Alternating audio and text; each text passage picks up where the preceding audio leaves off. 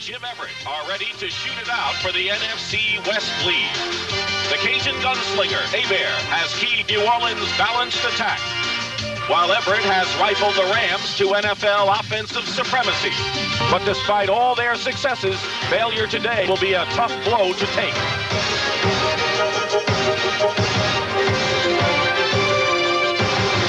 On defense, both squads have taken the aggressive take-no-prisoners approach.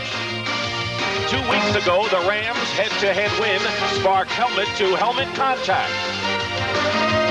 And now the Saints aim to avenge that loss while LA sees an opportunity to put another nail in the New Orleans coffin.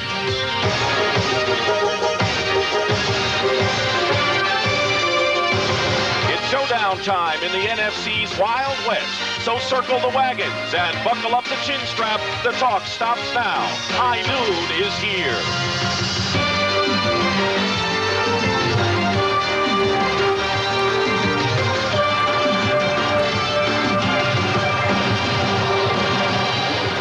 Well, there's nothing like a big game to determine first place on the 11th weekend of the season, and that's what we have this afternoon. A sellout crowd at Anaheim Stadium as the New Orleans Saints take on the Los Angeles Rams. Both teams tied for the lead at 7-3, and the 49ers are, of course, a game behind in the NFC West. Good afternoon again, everyone. I'm Dick Stockton. Despite the rare sellout here at Anaheim Stadium, you don't have that electricity you normally do before a big game. The stadium is only three-quarters filled right now, and we'll see how they react when the game gets started. My partner is Dan Fouts. Of course, their previous meeting fresh in the minds of both teams. The Rams won 12-10 a couple of weeks ago. Anything different this time around? Well, I think Jim Moore would like to see that type of game again because it was a low-scoring game. He feels he can't afford to get into a shootout with the LA Rams. He really has to rely on Bobby Hebert's ball control passing today. As far as the Rams are concerned, I don't think they want to shoot out either. Charles White is starting in place of Greg Bell at running back. What does that all mean? Well, it means for John Robinson, it's time to get back to being physical again. Charlie White led the league, obviously, last year in rushing. He feels that White will give his team the boost. But one thing it's very difficult to do is to defeat a divisional opponent in 2 weeks. We have overcast skies and the temperature 66 degrees. The lights are on here at Anaheim Stadium as we get underway for the rematch between these two clubs. The New Orleans Saints have won the toss and they will receive. To bring you up to date on their last meeting, the Rams had the edge in rushing yards and in time of possession, and the Saints turned the ball over twice. One of the things the Saints dearly need to do, they feel, is to create turnovers of their own this time, and that's number one on the list of Jim Mora's things to do this afternoon. So Jim Mora's Saints, and he's been a winner, and John Robinson, who told us yesterday that he expects a similar game and thought that New Orleans was the more desperate of the teams, and I guess they are, because if they lose this one, Dan Fouts, they would lose any tiebreaker possibility. And the tiebreaker is going to be very important this year with the way the NFC West has developed. And we can't count out the 49ers either. They may have the advantage coming down the stretch when we look at their schedules a little bit later on.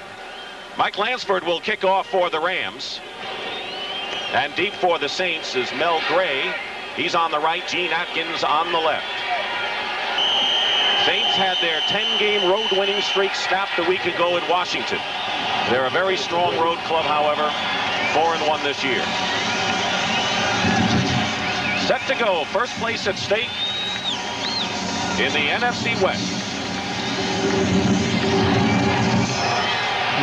And we're underway, and it's going to be Gray at the goal line. Mel Gray is tackled at about the 16-yard line. Fred Strickland and Larry Kelm in on the stop.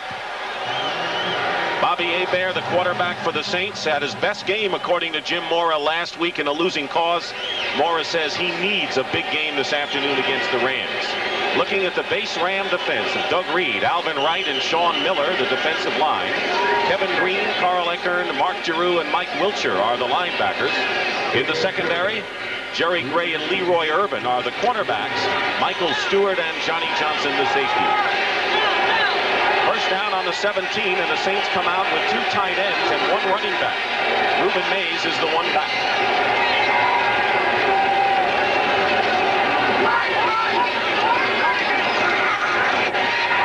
Late fake, Eric Martin on the wide receiver screen, and Martin is tackled at the 22 by Mike Wilcher. Martin's having a big year for the Saints, leads the NFL in receiving. The rest of the offense, Mays, the single back. Jordan will also appear. Martin has Lonzel Hill with him at wide receiver. John Tice is the tight end. Up front, Jim Dombrowski, Joel Hilgenberg, Steve Court, Steve Trapillo, and Darren Gilbert. Gilbert coming off his first start at right tackle.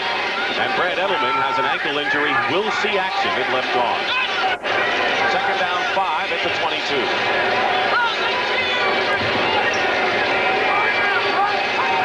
Martin in motion. Another play fake. Hebert in trouble. He can run for the first down, and he should get it. It'll be close as he curled up in the last moment and was stopped at about the 32 by Mark Giroux. Good job by Hebert avoiding this sack here. One of the Rams came in there and took a swipe at him. Looks like it's number 93, Doug Reed. And the great thing that Hebert does here is he avoids that swipe and then stays on his feet and picks up enough yardage that'll bring up the measurement. It looked like he had the first down. He might not have known it, Dan, because all of a sudden he stopped in his tracks despite Giroux's tackle. A little lean might have gotten them the first down for sure. Well, that's the old quarterback half slide there, that you're half trying to go for it and half trying to protect yourself, and he came up a little bit short. So Jim Mora, who is an even-keeled coach. The plane ride back after the Redskins lost last week was just like it would be after a victory. And his consistency is one of the reasons why the Saints are where they are. It'll be third down and 1 at the 26-yard line.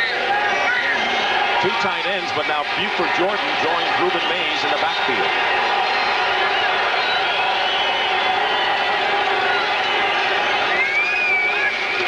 And the quarterback sneak by Hebert appears to be enough. All he needed was a half a yard. And it is a first down for the Saints as the sun begins to make its presence felt. Scores from around the league. Tampa Bay defeats Detroit. San Diego over Atlanta.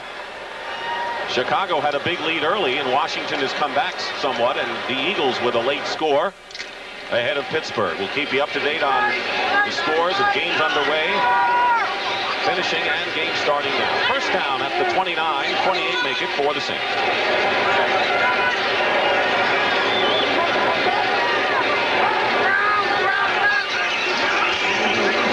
And the pitch is to Rueben Mays.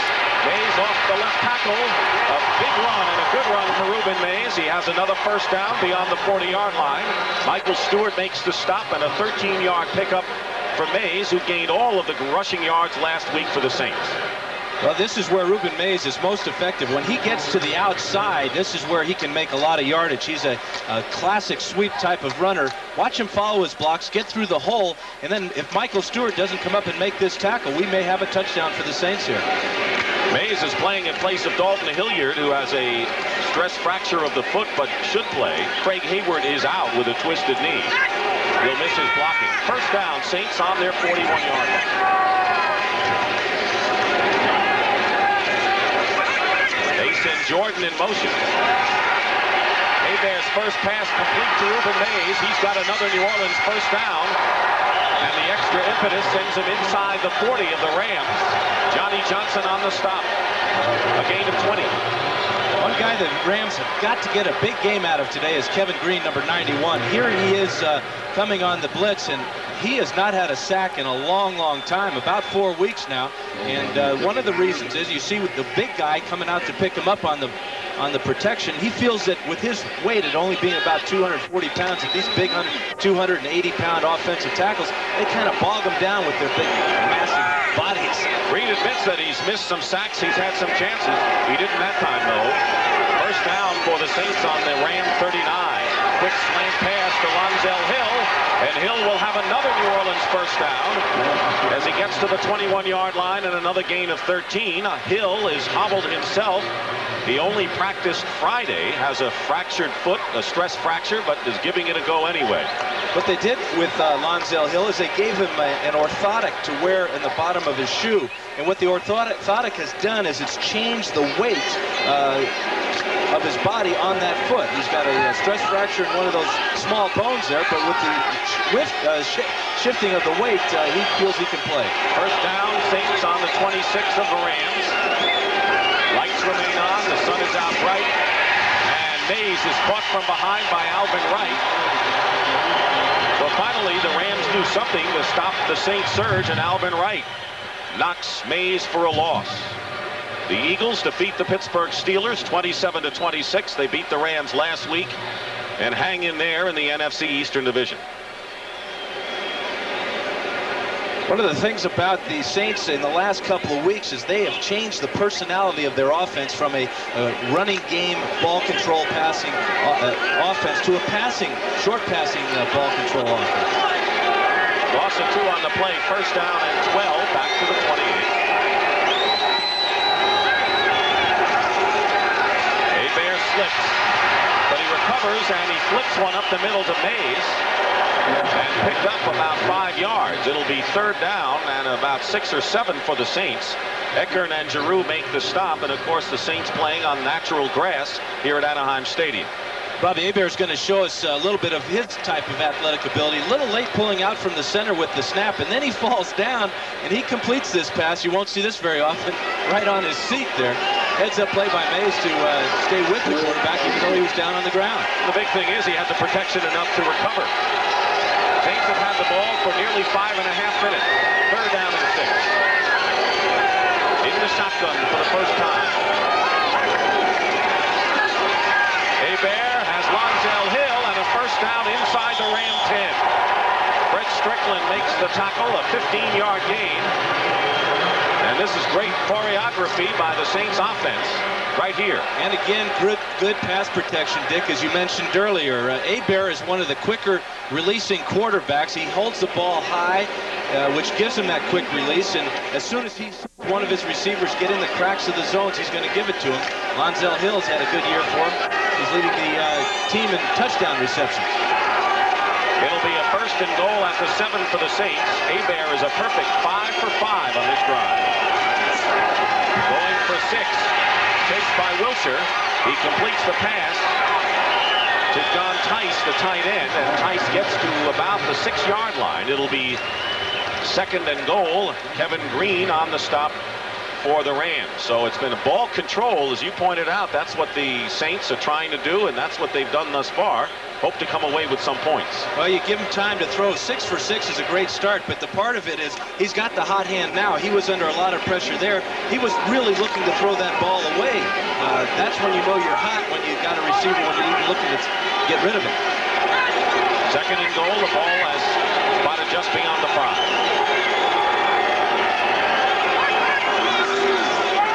Here is Rueben Mays. Cuts inside and gets to about the 3. Alvin Wright on the tackle for the Rams will bring up a third and goal. Saints feel that they're much better prepared for the Rams Eagle defense. That's their 5 linebacker, 2 defensive line defensive area, and the fact that they played well despite injuries to the offensive line and their backfield. One of the guys they really have to watch today, keep him healthy, is Rueben Mays. Last week he made all the carries for the Saints, and this week he's going to be called upon. It looks like the carry again. They're going with a lot of the 2 tight end offense and 1 single back in the backfield. Been a long drive, and the Saints have a third and goal at the 2.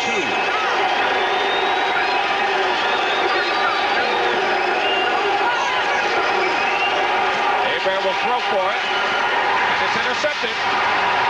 It's intercepted by the Rams, and it's Mark Giroux who snuffs out the touchdown attempt.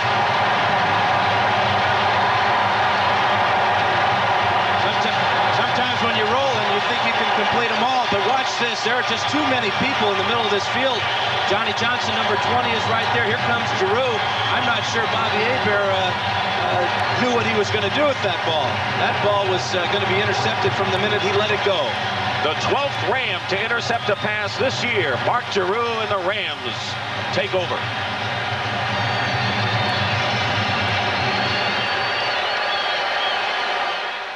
For 7 minutes and 54 seconds, 12 plays, and come away with nothing. Mark Giroux's interception gives it over to the Ram offense. They have it on the 21st and 10.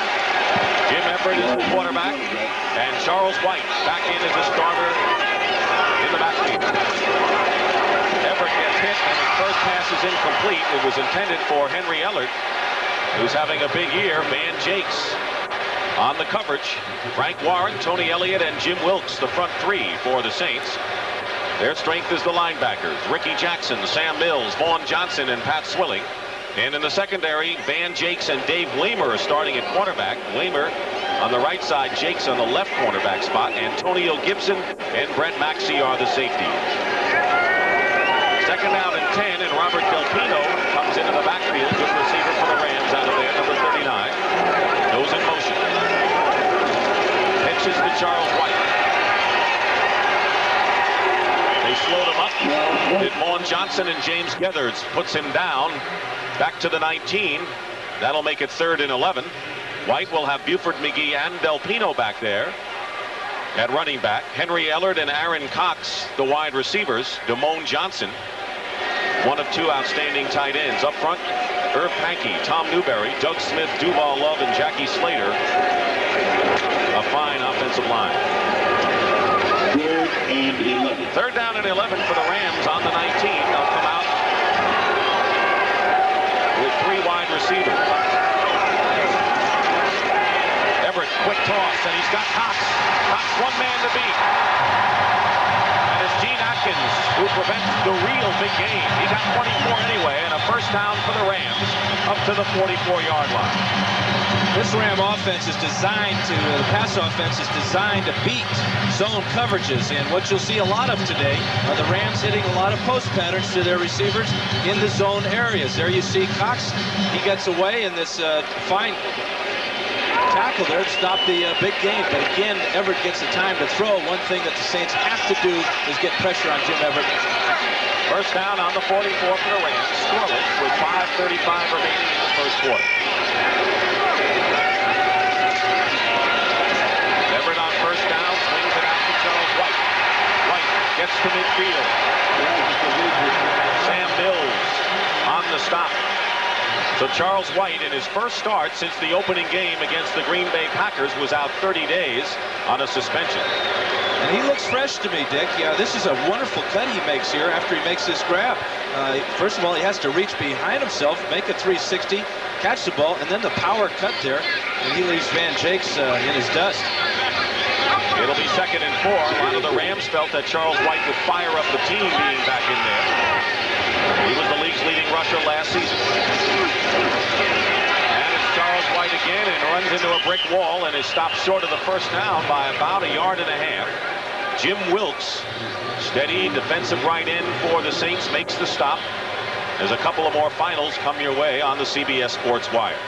You talked about how Charles White will fire up this team. I talked with Tom Newberry here, and he said that the reason Charlie White is so emotional out there and what he does for the offensive line is they see that he never quits. He just plays and tries as hard as he can. He's in tremendous condition. He's the type of guy that will get stronger as the game goes along. You hear that a lot about running backs, but we really got one here today.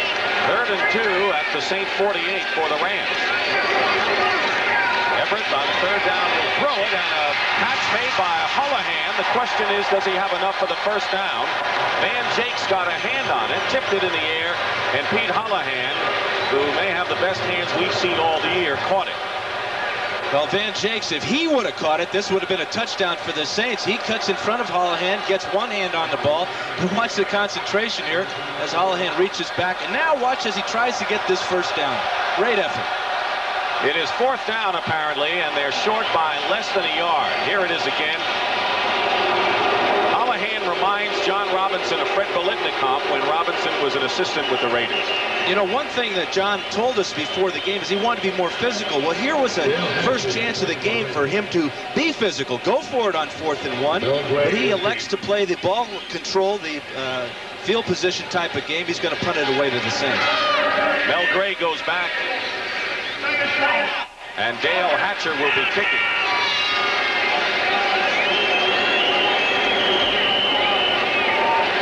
Of course, the conservative style of play paid off for John Robinson in their first meeting a couple of weeks ago, when the Rams exhibited tremendous ball control on the ground. And that's what we'll see a lot from the Saints today also. Rams come in tight now on 4th down and 1, and the Saints send 10 men on the line right now. Now they bring one back. Hatcher, good high kick. Fair catch called for by Mel Gray. Penalty is down as Gray makes the catch inside the 10-yard line. A 36-yard punt, but that's exactly what you wanted from Hatcher. Our referee is Tom Dooley. He'll explain the penalty marker.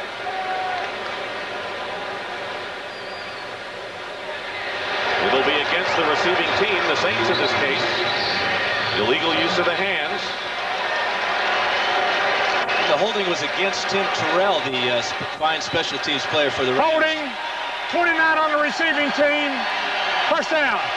Terrell was one of the gunners outside, and he was being bumped around by two guys, and one of them just grabbed him and held him at the line of scrimmage. We'll be back with the Saints hemmed in their own area in a moment. My amigo Juan just came out from Mexico, so I'm introducing him to my American friend Larry and our favorite beer, Miller Lite. Por favor. Juan, mi Miller Lite de gusto porque it tastes muy bueno. Larry. Ladies, mimosa caloríos and no gusto filiopo. El comprende? No, not really. For mucho great taste, there's only one light beer, Miller Lite. Does your friend speak any English? Back here at Anaheim Stadium and sellout. Normally it's the 49ers who sell out here, but the Saints have drawn the full house today. No score. They depend on the run a lot, but the last two games they have really stumbled. In 33 yards against the Rams, their lowest total of the season, and then 50 yards against Washington last week. First down on the 5.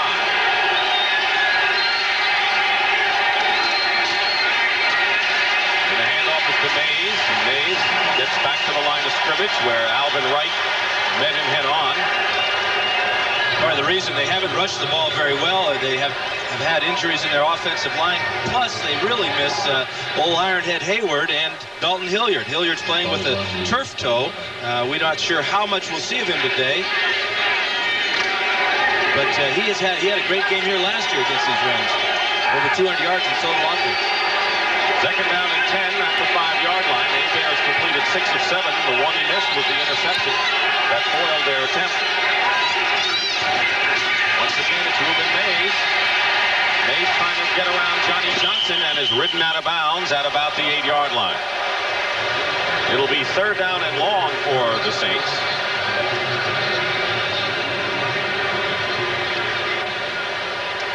Scores of other games. Philadelphia edges Pittsburgh. Cincinnati upset by Kansas City. That's a tough loss for the Bengals in what has been the best division race in the AFC, the Central. How do you figure Kansas City coming up with just their second win of the year against a team that a lot of people think is the best team in the AFC right now?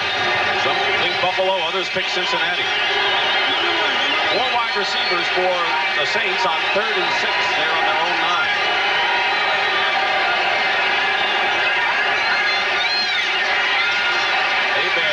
Lost it to Eric Martin. Eric is hit, holds on, and has the first down for New Orleans at the 30-yard line.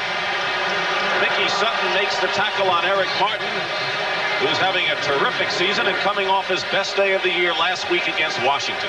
We call this pass the fade pass, and nobody in the league throws it better than Bobby Hebert. Just a nice soft touch right up over the top here. Nice concentration. Martin knows he's going to get hit here, but he makes the grab. That's why he's having a Pro Bowl year. He caught 10 passes for over 100 yards and a touchdown last week. He makes that catch that time, a 20-yard pickup, first down at the 29. Saints get out of trouble. Now Hebert on first down as Rams hanging all over him and throws an interception into the hands of Johnny Johnson.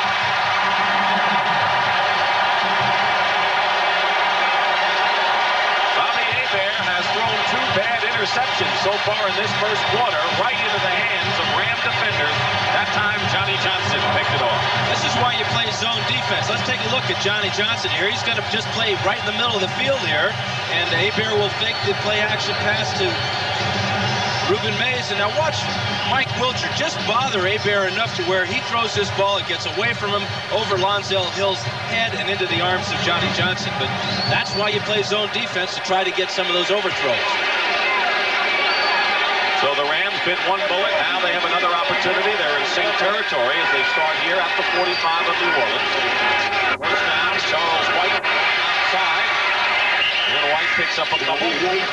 Pat Swilling makes the stop. Here's the defensive group on the sidelines for the Rams.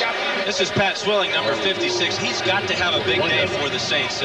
He is their Lawrence Taylor type of ball player. He's coming off that injury, actually, he's been playing with that pulled abdominal muscle since the very first game of the year against San Francisco. In order for the Saints to be effective on defense, he's got to come up with a big game. Down in 6 on the 39. 1:15 remaining in the first quarter. No score. Everett punts short, goes deep, and overthrows everybody. Henry Everett was his intended receiver, and the Saints had him double covered, including Dave Waymer. Smart decision by Everett. Waymer was not fooled at all. He played that nice and soft. One thing about the Saints defense, they're going to force Everett to be patient. He's not going to get a lot of chances to throw the ball deep. And we see Tony Elliott's down on the field. This is a real big injury if he cannot play the rest of the day, because they do not have a lot of defensive linemen. And he's been playing very well at nose tackle for the Saints. We'll take a break. Elliott is on the sideline right now, and the medics are working on him. Frank Warren, James Gethers, Bruce Clark up front. Clark's had some knee problems. Third down and 6 on the 39 for the Rams. Everett avoids a sack. He's in trouble and just fires it up for grabs. And the penalty marker is down. Willie Anderson was the closest receiver, and Dave Waymer both were going for the ball. Let's see what the officials call on this one. Good pressure by James Gethers, however, for the Saints. I believe this one's going to be against Willie Anderson. Waymer had position on the ball, and it looked like Anderson came right through his back. Very similar to a... You're right. Very similar to the way it usually works when the defensive back comes through the offensive receiver. Very bad decision, though, on Everett's part to try to throw this ball. Number 83, offense. Penalty is declined. 4th down. It's interesting that when we talk about these two successful quarterbacks playing today, Hebert and Everett both have been kind of shaky on some throws. That one by Everett, and of course the 2 interceptions by Hebert. And the key on a lot of those, or on both of those plays, was the pass pressure on the quarterbacks. Something both teams felt they had to do today. So it's 4th down. Dale Hatcher will kick for the 2nd time this afternoon. Mel Gray goes back as a single receiver for the Saints. Exactly 1 minute remaining in the first quarter here at Anaheim Stadium. Catch again, called for by Gray, this time at the 13-yard line. So the Saints will take over again. They had the best drive of the game, but they came away with nothing. 0-0, first quarter. Back here at Anaheim Stadium, that big guy with a Ram jacket is none other than Irvin Magic Johnson of the champion Lakers. And there's Mel Owens, who is out for the 4th straight game with an ankle injury. Magic on the sidelines at Raider games and the Ram game. This is a big one here today. No score with 53 seconds to go. Saints have the ball on their 13. Magic's a politician, huh? Plays no favorites. Bobby Hebert. And the whistle blows, and let's see if we had a delay. It looked to me like Gary Jeter got off real quick, may have been offsides. Ball start, 61 offense. First down. It was the left guard of the Saints, Joel Hilgenberg. And that brought Jeter across the ball. Saints started from their 5-yard line the last time, and Jim Mora would like to see better field position, something the Rams have enjoyed so far in this game in one of their 2 possessions. They really dodged the bullet, though. They got great field position after the interception, but couldn't do anything with it.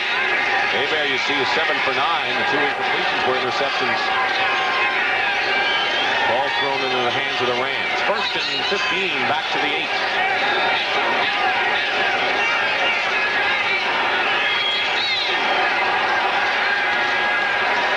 Rueben Mays runs into his own man and breaks out of the pack, and Mays carries it out to the 20-yard line. The 2 safeties of the Rams, Stewart and Johnson, make the stop and a gain of 12. It'll be 3rd down. They get 2nd down coming up. Really nice run by Mays that time. You love to see that from a running back, to get you off your goal line, get your quarterback a little room to throw the ball, also give your punter a little bit of room if they have to punt. But Mays is coming out. We'll see Dalton Hilliard for the first time today, and this is really important for the Saints if he can play and be productive. Hilliard is an especially deft receiver out of the backfield. Second down and 3 at the 20-yard line. Jordan goes wide to the right. Hebert goes the other way. He's got Hilliard out of the backfield, and Hilliard has the first down. Just shy of the 35-yard line. Leroy Rueben on the stop, and a gain of 15 to Hilliard. And there's the gun. That's the end of the first quarter. No score between the Saints and the Rams. I've had to write some tough things about some tough guys. But there's one guy I can't write anything bad about. His unique brand of baseball has made him a living legend. So have his commercials. They got me to try his favorite beer, light beer from Miller. Light's less filling, and it really tastes great. So I bought this light for that renowned, yet humble man, Arthrunger. Cheer up, Billy. One day you'll be famous just like me. Light beer from Miller. Everything you always wanted in a beer, and less. Back here at Anaheim Stadium in a sellout crowd in the battle for first place in the NFC West between the New Orleans Saints and the Los Angeles Rams. This is Dick Stockton and Dan Fouts. They were 12-10 the first time they played 2 weeks ago in the Superdome. Rams winning, and we have no score here, and a big possession edge for the Saints, but they should have come up with something the first time they had the ball. Well, the interception really killed them down on the goal line there. Hebert had completed 6 passes in a row, felt he could throw it through about 10 Rams there, but Mark Giroux made the pick. Saints, by the way, are second in the NFL to the Chicago Bears in time of possession. They're throwing the ball well, and they're throwing it quick. First down on their 35 as we start the second quarter.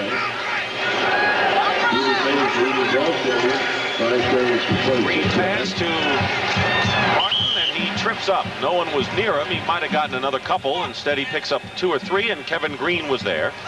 Eric Martin came into this game with 12 more receptions than he had all of last year. Big season for Martin, and we may see some of Brett Perriman today, the rookie from Miami. Perriman had an excellent week of practice, according to Jim Mora. He had been a bit of a disappointment so far this year. He's got the speed. He's got the explosiveness that this Saint offense needs.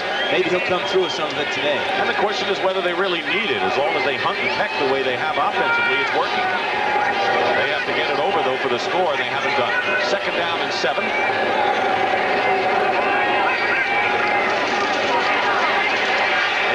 Gets good pressure and overthrows his tight end, Hobie Brenner. Covering was Johnny Johnson, so they wanted to go to Brenner, who doesn't have a lot of speed, going deep. One of the matchups we're going to be looking at today is Darren Gilbert, number 77, going against Kevin Green here. Green came into the game without a sack in about a month, and this is one of the reasons why. Gilbert just kind of leans on him, uses his bulk, and keeps him away from the quarterback. Rams still lead the NFL with 42 quarterback sacks. It is third down and 7. On the 38-yard line. Hebert in the shotgun. Steps up and hits his man. It's caught into Ram territory by Brett Perriman. Jerry Gray makes the stop and a gain of 19, and now you know the dividends that young Brett Perriman, who's had an ankle injury, can give the Saints. First down. 2 great things about this play. Watch how Hebert steps up into the pocket. This is why they call it a pocket. It's like being in the eye of the storm right there, nice and calm in there. He throws a strike to Perriman, who goes up high to make it. It may have been a high strike, but still a strike. Great catch. Brett Perriman, who is the second-round draft pick out of Miami, gives the Saints a first down on the Ram 43. 2.5 minutes elapsed in the second quarter. No score. Rueben Mays has no room to run and is stopped for no gain. Rams awfully tough against the run, whether you go outside or inside, and there you're looking at that fine offensive line closer to you, and Pete Holohan away from you, the tight end. The Saints are doing an excellent job of keeping that offensive line off the field. They, as you mentioned, are second in the NFL in time of possession. They are really having it their way so far today. They gained, as you saw, only 33 yards rushing in their meeting 2 weeks ago. They have over 140 right now. Second down and 10 at the 43. And Bobby Hebert will call a timeout. First timeout of the game called by the Saints. Hebert goes to the sidelines, and we'll take a break here at Anaheim Stadium. 0-0 the score. Anaheim, no score between the Saints and the Rams. Bobby Hebert has already thrown 2 interceptions, but the Saints have owned the ball against the Rams. And the key interception is this one. Watch this zone defense for the Rams. Eckern's got Hobie Brenner, and now Giroux comes over with the pick. Johnny Johnson's there. There's Leroy Irvin. They all wanted it. And it was Giroux who picked it off, and that foiled nearly 8 minutes of ball control by the Saints. Johnny Johnson picked off another one later on. Second down and 10 at the 43 of the Rams. Saints ball. Hilliard and Jordan, the running backs. Mays gets a breather. Hebert with time, flips it up the middle, completes it to Hilliard. And Hilliard appears to have another New Orleans first down. Carl Eckern and Kevin Green on the tackle. It'll be a first down to the 31, a gain of 12. The injury that Hilliard has is turf toe, and it's a problem that happens with when you cut a lot on AstroTurf. Sometimes your joints don't give on that stuff, and that's one of the problems. He is a better player on grass, though. He is a real power cutter. That's where he makes his yards. He's not going to run over anybody. He's going to make people miss by making hard cuts. Ball control. Time of possession edge to the Saints, and they've done it through the air with short passing passes. First down at the 31. Hebert goes again short, and it's incomplete. Tice was hit hard, and the Rams are claiming that it was a completion and that they have the ball. I don't believe that, and it's going to go as an incompleted pass. Is that the call? I believe that they're marking it down. They're saying the ground caused the fumble and not the contact. So this is a completed pass to Tice, and then when he hits the ground, the ball comes out. Number 82 coming across the screen here. Hebert shouldn't have thrown this ball in the first place, but he gets tagged by Leroy Irvin, hits the ground, the ball comes out. That's a good call by the official. Where is it? Now they're going to take a look at it in the replay booth. Ralph Moorcroft is our replay official, and they're going to take another look at it. After further review, the play will stand as called. Second down. I'm not surprised at that, because even if the Rams had been right, there was certainly nothing conclusive if you look at the replay. That's the key word, conclusive.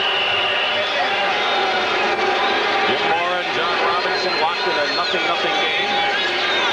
11 minutes plus remaining in the first half. Second and 8 for the Saints on the Rams 29. Pitch to Dalton Hilliard with Buford Jordan blocking. And he'll be thrust away, gaining a yard, and that's all. Sean Miller came in and forced the play. Sometimes when there's a controversial call like that, it'll fire up a defensive football team. Very hard to run against the Rams to the outside. They really outstanding in pursuit. They do a fine job of getting after people. This is Sean Miller down. He's one of the defensive linemen. Looks like he hurt his hand a little bit. Look at the blood there. He's getting it pumping a little bit. He should be back in there. I want to correct, I inadvertently said that the Saints had gained over 100 yards rushing in the first quarter of this game, or into the second, and that wasn't the case. Right now they have 36 yards rushing, which is still better than what they achieved 2 weeks ago against the Rams when they gained only 33. So there they have the rushing edge. The Rams with only 5. That's not what John Robinson had envisioned today. Now he wants to see Charlie White carry it about 30-35 times today, wear the Saints down and win it in the fourth quarter. But he's got to get started now. That's only 5 yards after 1 quarter for Charlie White. 3rd and 9 for the Saints. Nonetheless, it's still no score.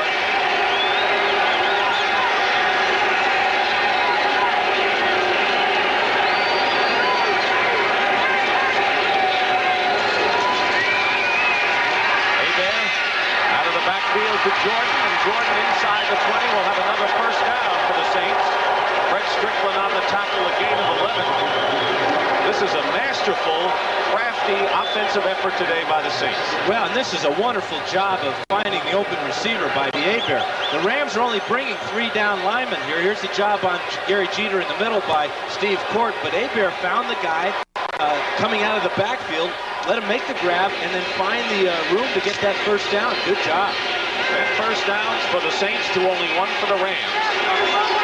And they're on the Ram 19.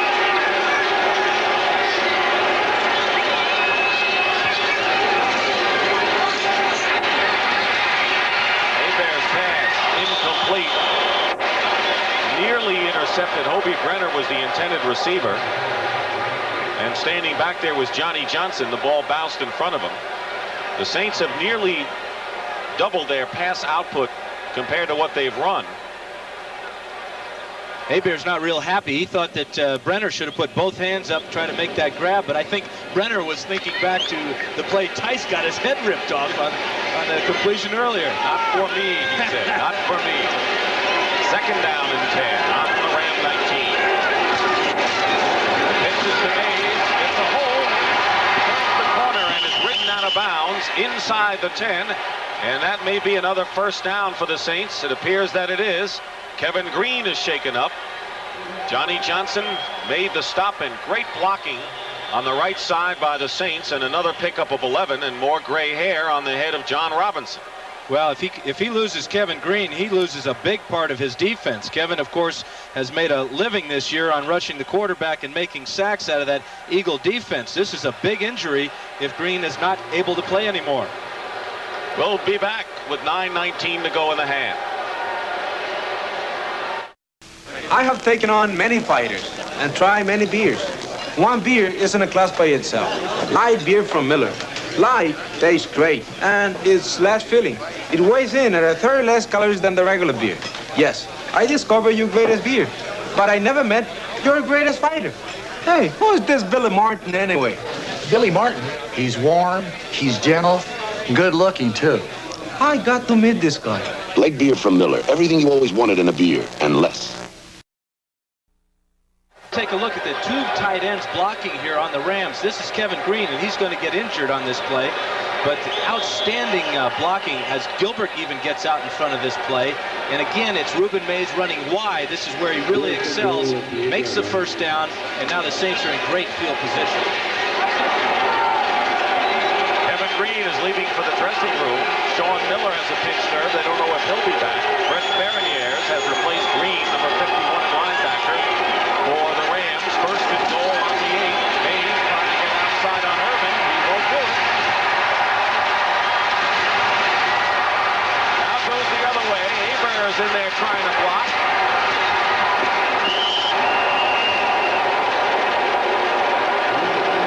Rueben Mays was not to be deterred. He went all the way around to the other side of the field and got to about the 4-yard line. Picked up 4 yards in the process and probably ran for about 20.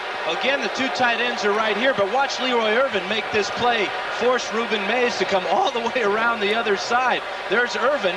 This is an unbelievable job of breaking tackles and then picking up a little bit of a picket line right here. There goes Hebert down. He's not going to block anybody. But Rueben Mays, he turned a disaster into a great play. Wilshire also missed him before Stewart made the play. On second and goal. Dalton Hilliard busted for the touchdown. Penalty marker is down. Hilliard goes in. And the Saints may have a lead here. It's against the Rams, and they do.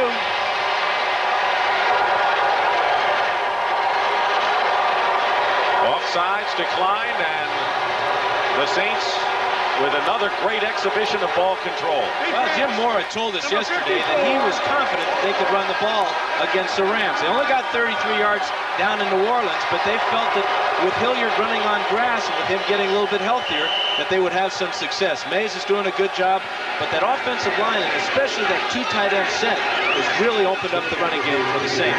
Mays is getting some oxygen on the sidelines. Hilliard gets the 4-yard touchdown run. It's 6-0. Morton Anderson to try to convert it. And it's perfect. And the Saints lead it 7-0. Great ball control for the Saints. They have had the ball for nearly 17 minutes of this game thus far.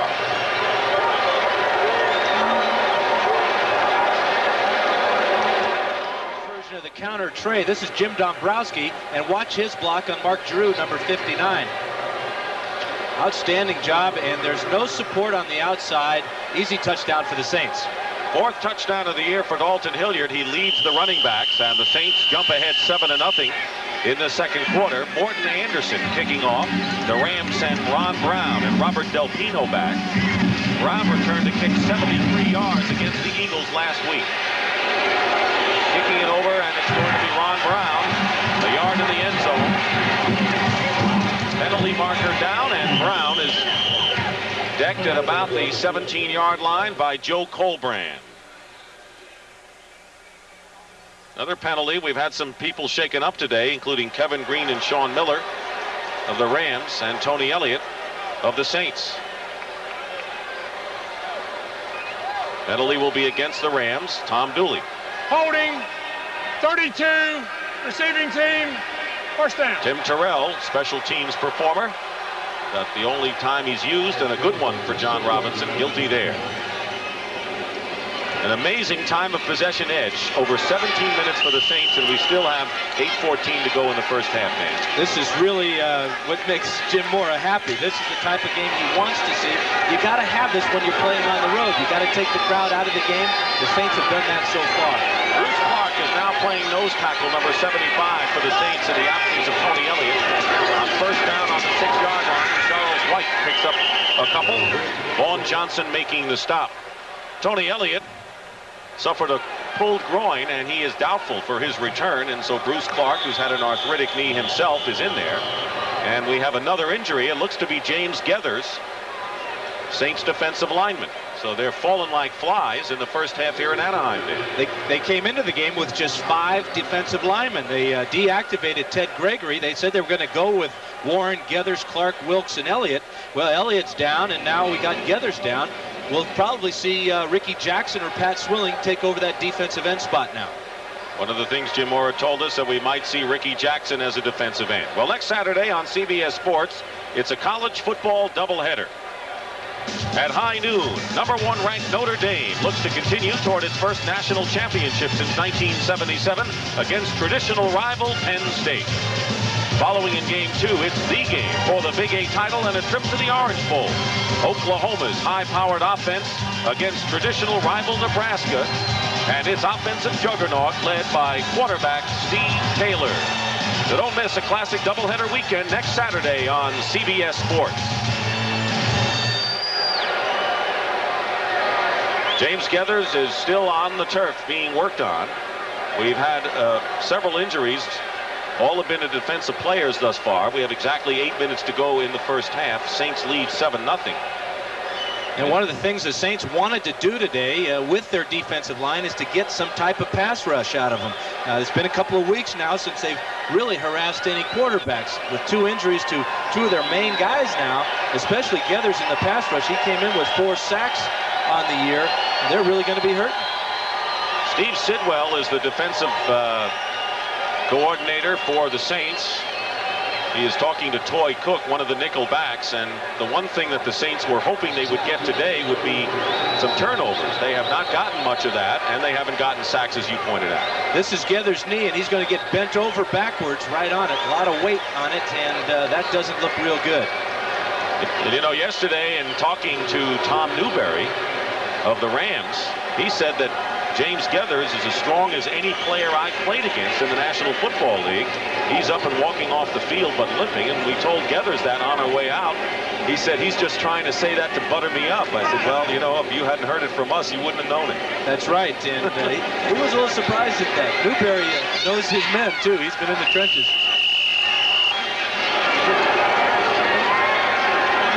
Warren, Wilkes, and Clark are the 3 men up front with Bruce Clark the nose tackle. Second down and 8. Everett at the goal line was trying to go to Ellard. Ellard had not turned around. Van Jakes was with him, however, all the way, and it looks like the Saints are really spending a lot of time to watch Henry Ellard today. Well, Jim Everett doesn't hang in the pocket quite long enough for this pattern to develop. This is a long comeback on the outside by Ellard. Watch Everett. He's trying to time it so that he doesn't take this sack. Great pressure, though, there by Wilkes. That's what Mora's looking for on that defensive line. Rams have been out of it offensively, and they haven't had a chance, really. They haven't had the ball. Third down and 8 for L.A. on their 8-yard line. Everett has some time, and the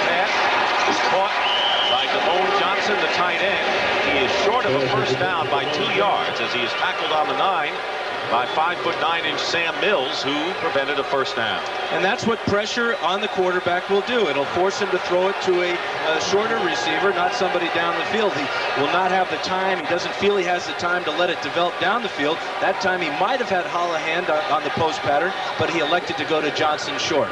So Dale Hatcher will kick from the goal line, and Mel Gray is deep for the Saints, who are looking for their best field position of the afternoon. Kick by Hatcher. Gray at the 39 gets into Ram territory and is tackled from behind. On a fine return, Robert Del Pino made the stop as Mel Gray returned that kick 19 yards and will give the Saints easily their best field position of the afternoon.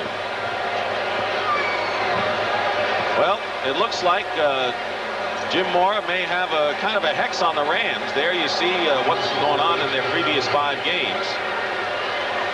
They've rushed for only 83+ yards and have scored only 12 points plus. In fact, the Saints defense has allowed only 5 touchdowns in their last 6 games against the Rams. And they shut them out. At least no touchdowns down in New Orleans. So they're on a roll right now. They've got control of the Rams offense. They've kept Lansford off the field too. Mike Lansford hasn't had a chance to kick it. Flip back from Mays to Hebert, and the pass is caught by Eric Martin, and another first down inside the 30-yard line. Bit of a razzle-dazzle play that didn't really work as well as the Saints would have wanted. Well, it did work, but it didn't materialize. Well, the real reason is because the Rams were in an all-out blitz. They brought Mike Wilcher from the right side of our screen here. He'll get in on Hebert. Was almost faked out by the play to Mays. Watch Mays come back, give Hebert a little bit of time, and then this is a great throw, running to your left and throwing the ball back to the right. Jerry Gray made the tackle on Martin. He caught 4 passes today. Mike Wilcher very nearly got to Hebert. So it's a first down New Orleans on the Ram 27.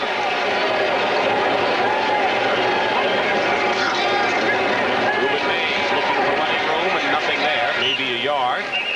Mark Giroux on the stop.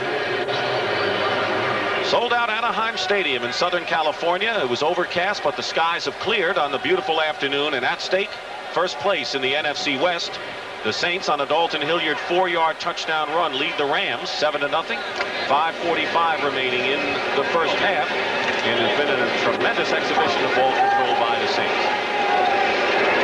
Threatening again, 2nd and 10 on the LA 27.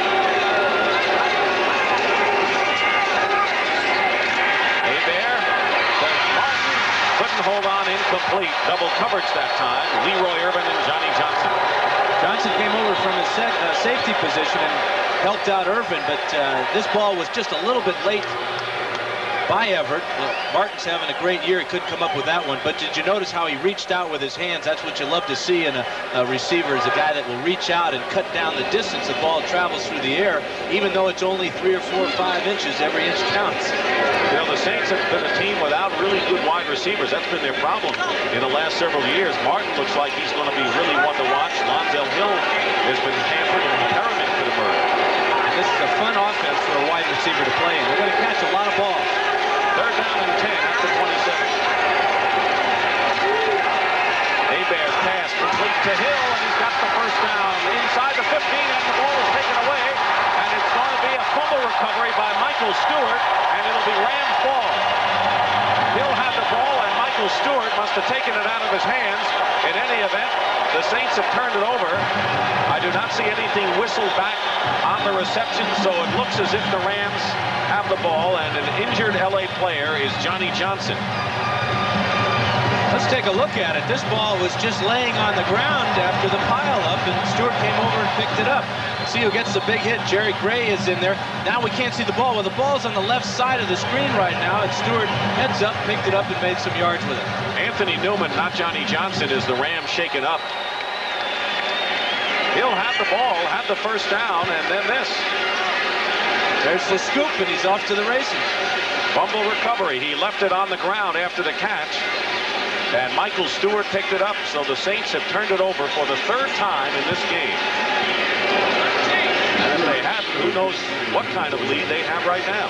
And it's very uncharacteristic for them to turn the ball over. Hebert's thrown 2 interceptions. One where he tried to jam it in down on the goal line. The other one was an overthrow. And now they get the fumble after a big completion. It would have put the ball down inside the 20. Anthony Newman, the rookie from Oregon, took a shot and walking off on his own power. So the Rams with an opportunity here. They stopped the surge by the Saints. And Jim Everett has his club first down on the 41-yard line with 5:16 to go in the first half.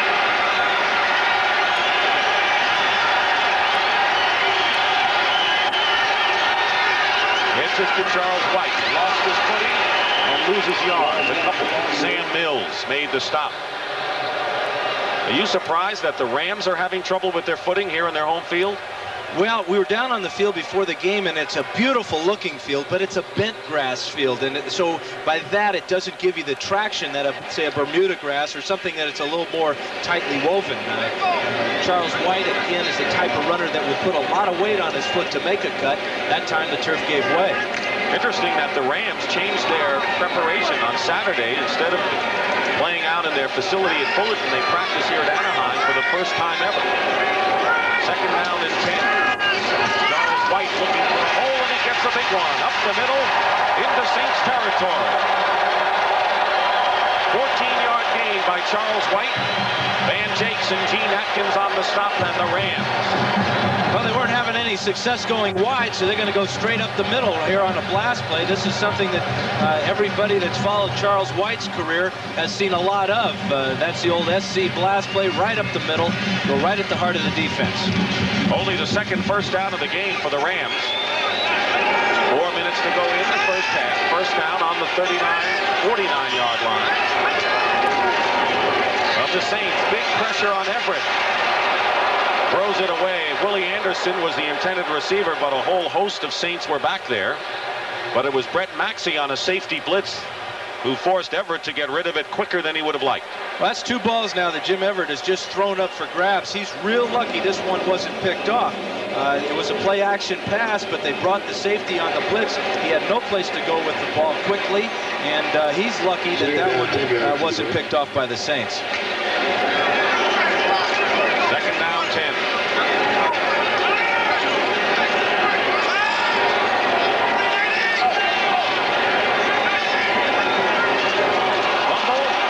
Everett lost with the connection with Doug Smith. And the Rams apparently have recovered. They'll lose a yard and bring up 3rd and 11. We'll take a look at the exchange here. One thing that Everett wanted to do, they're coming with the safety blitz again. He wanted to get away from the center as quickly as possible and throw to a hot receiver. There was a penalty as well, and it's against the Saints, Dan. Bruce Clark. But kind of a change for the Saints' defensive philosophy. They felt that they had to be more aggressive coming into this game as coaches, not so much as the players. They couldn't really fault the effort of their ball players. They felt that they were playing hard, but the coaching staff had to change. And what we've seen now, the last 2 plays, Antonio Gibson came on the safety blitz on that one. Before that, it was Brett Maxey. So they're changing up quite a bit today.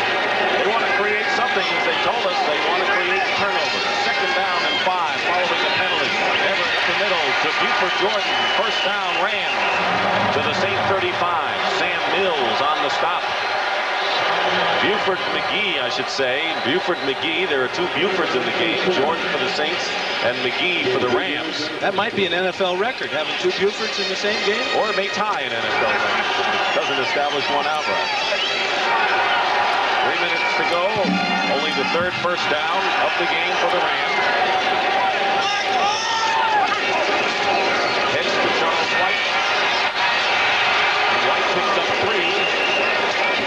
Frank Warren making the stop. Jackie Slater with a crunching block at right tackle. Greg Bell has a bruised shoulder, in case you're wondering. Suffered a back spasm during the week. Had been the leading rusher, leading touchdown maker in the league for that matter. And John Robinson said that Bell would see action. So far he is not. This is the deep penetration for the Rams. 2nd and 7. They're on the same 33. 7-0 New Orleans. Everett. Pump.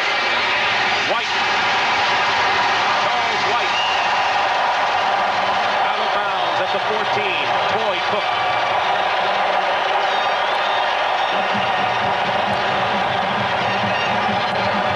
Play zone defense, you better get some pressure on the quarterback or he's going to have all day to find somebody. Here's Charles White, and he's just going to find his way through here and then cut over here as Everett gets in trouble.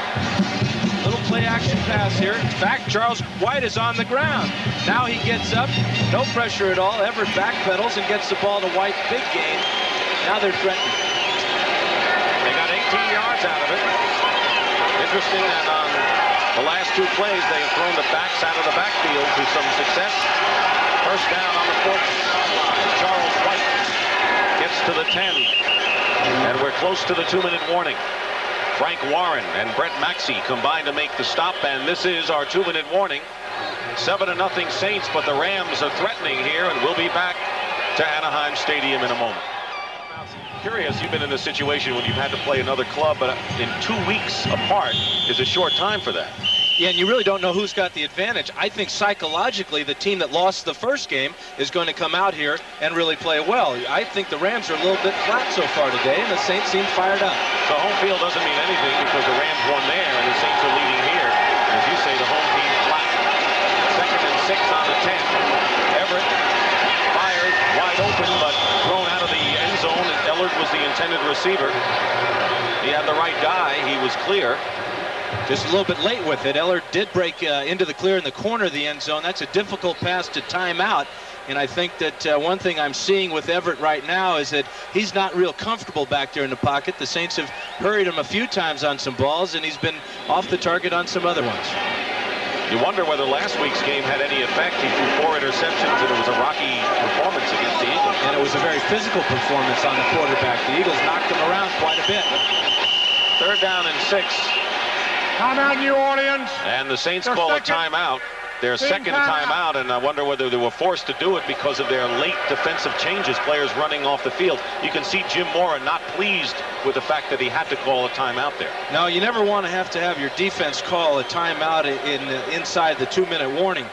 But in that case, it was a good timeout because the Rams were at the line of scrimmage. They were about to snap the ball, and it appeared that the Saints were going to get caught with either 12 men on the field or with 10 men on the field.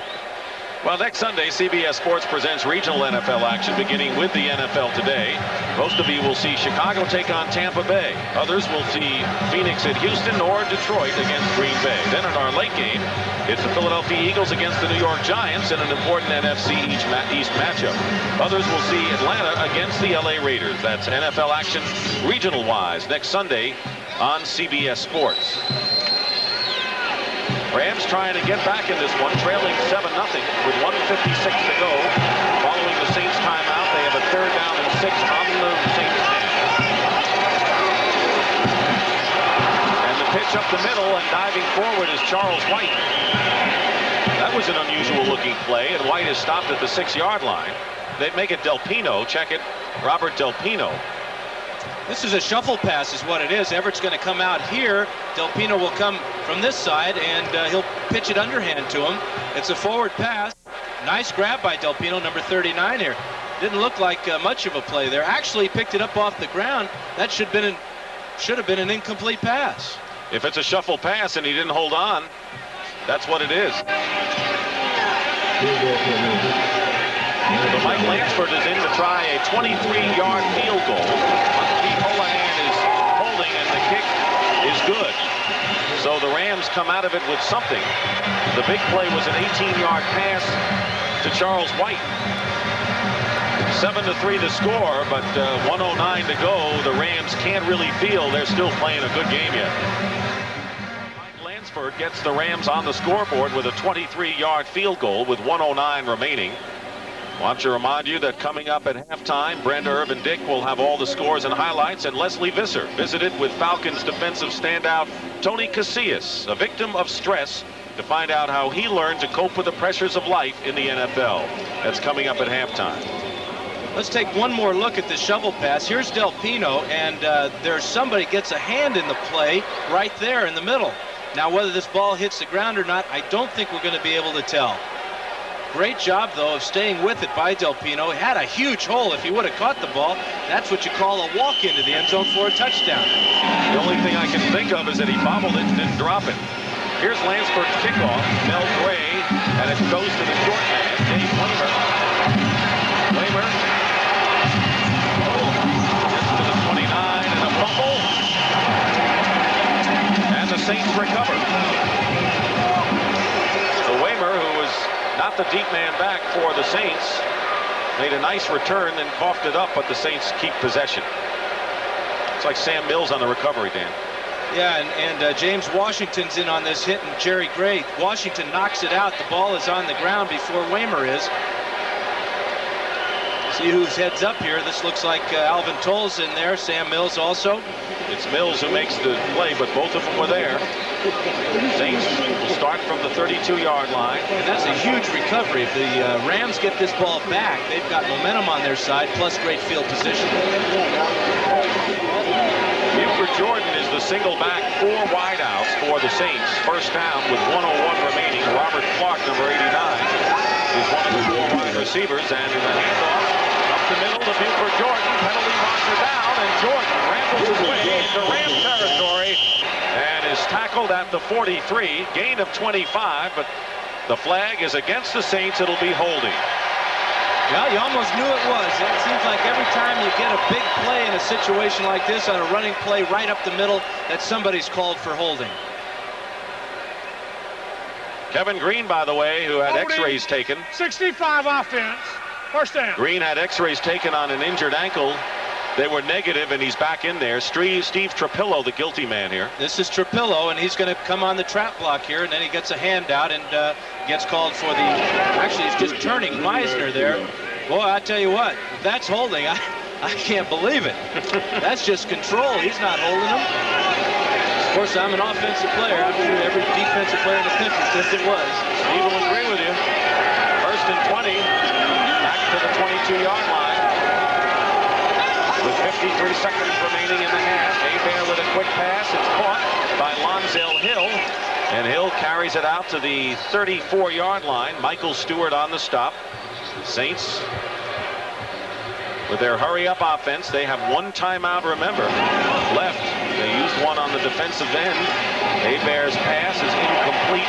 Eric Martin defended nicely by Mickey Sutton. Hebert is so fun to watch the way he gets rid of that ball. He's got one of the quicker releases in the NFL, and he holds the ball high. And it's a very short motion that he has. It's almost like he's throwing darts out there. And he's got good protection. That's a key for him, although he does get rid of it in a hurry. He's been sacked only 3 times in the last 2 games. And he has been unscathed against a team that has gotten to more quarterbacks than any other in the league. And that's good pass protection from an offensive line that has been beset with injuries. Just about every position. Third down and 8. Saints on their 34.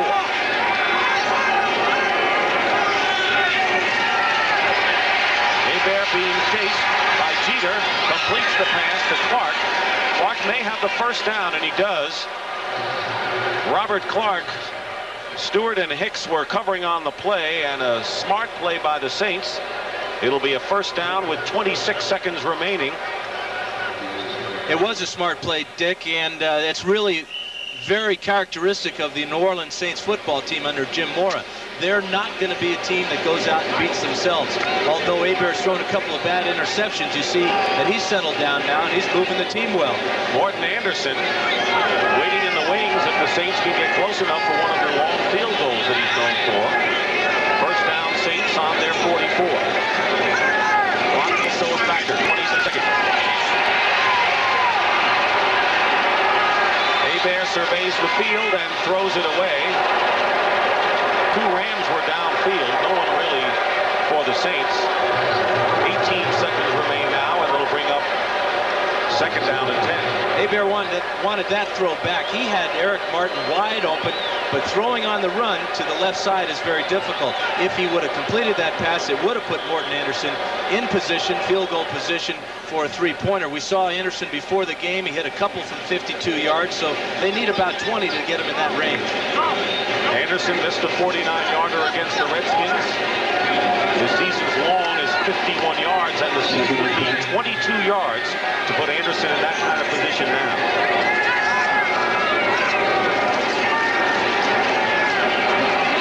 Hebert hits his man Ronzel Hill, and Hill is down to the 35-yard line. A 21-yard gain, 8 seconds to go, and the Saints quickly call their last timeout.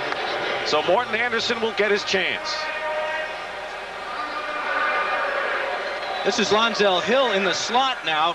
Hebert has about 4 seconds to get this ball off, and now watch Hill just come down the middle and sit in the middle of the zone, just waiting for that ball. The linebackers are coming from the left there, the defensive backs from the right. That's the biggest hole on the football field anytime a team plays zone defense and they don't get any pass rush on the quarterback. So right now we're looking as Hebert talks with Carl Smith, the offensive coordinator for the Saints. Hebert goes back on the field, 8 seconds to go. They're on the 35-yard line. Morton Anderson is still on the sideline. I don't think they feel that he can hit this field goal from this far. It would be about, 58, 52 yards, and that's right at the limit that he was kicking at before the game. And keep in mind that he's a better kicker indoors at the Superdome and the Dome Stadium than he may be on this turf. So that goes into the consideration back too. 8 seconds to go. Hebert's quick toss.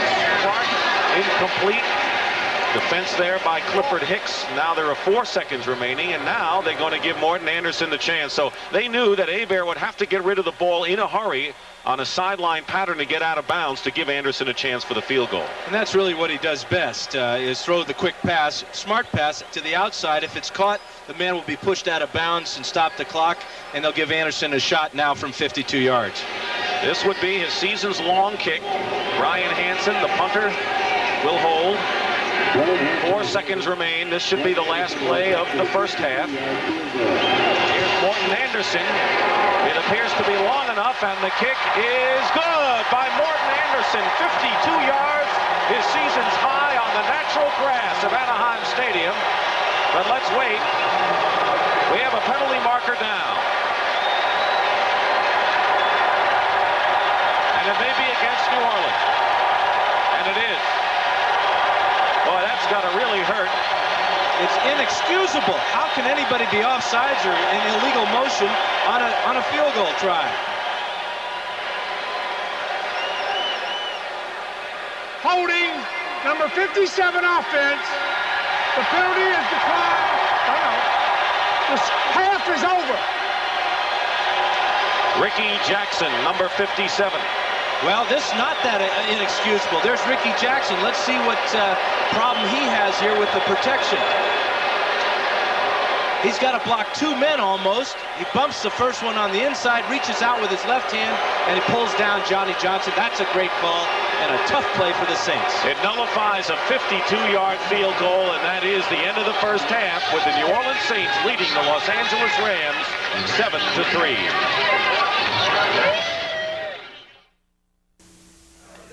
I crushed a lot of quarterbacks in my day, and I'm real sorry. So I wrote this letter. Dear quarterbacks, I apologize for the way I treated you. Please let me buy you a light beer from Miller. Light's my beer because it tastes great. I'm sure it's yours, too, because you little guys can't afford to get filled up. Hope to see you soon. Sincerely, L.C. Greenwood. Light beer from Miller. Everything you always wanted in a beer, and less. I hear that L.C. Greenwood has invited quarterbacks to join him for a light beer from Miller. Well, here's my reply. Dear L.C., I accept your gracious offer.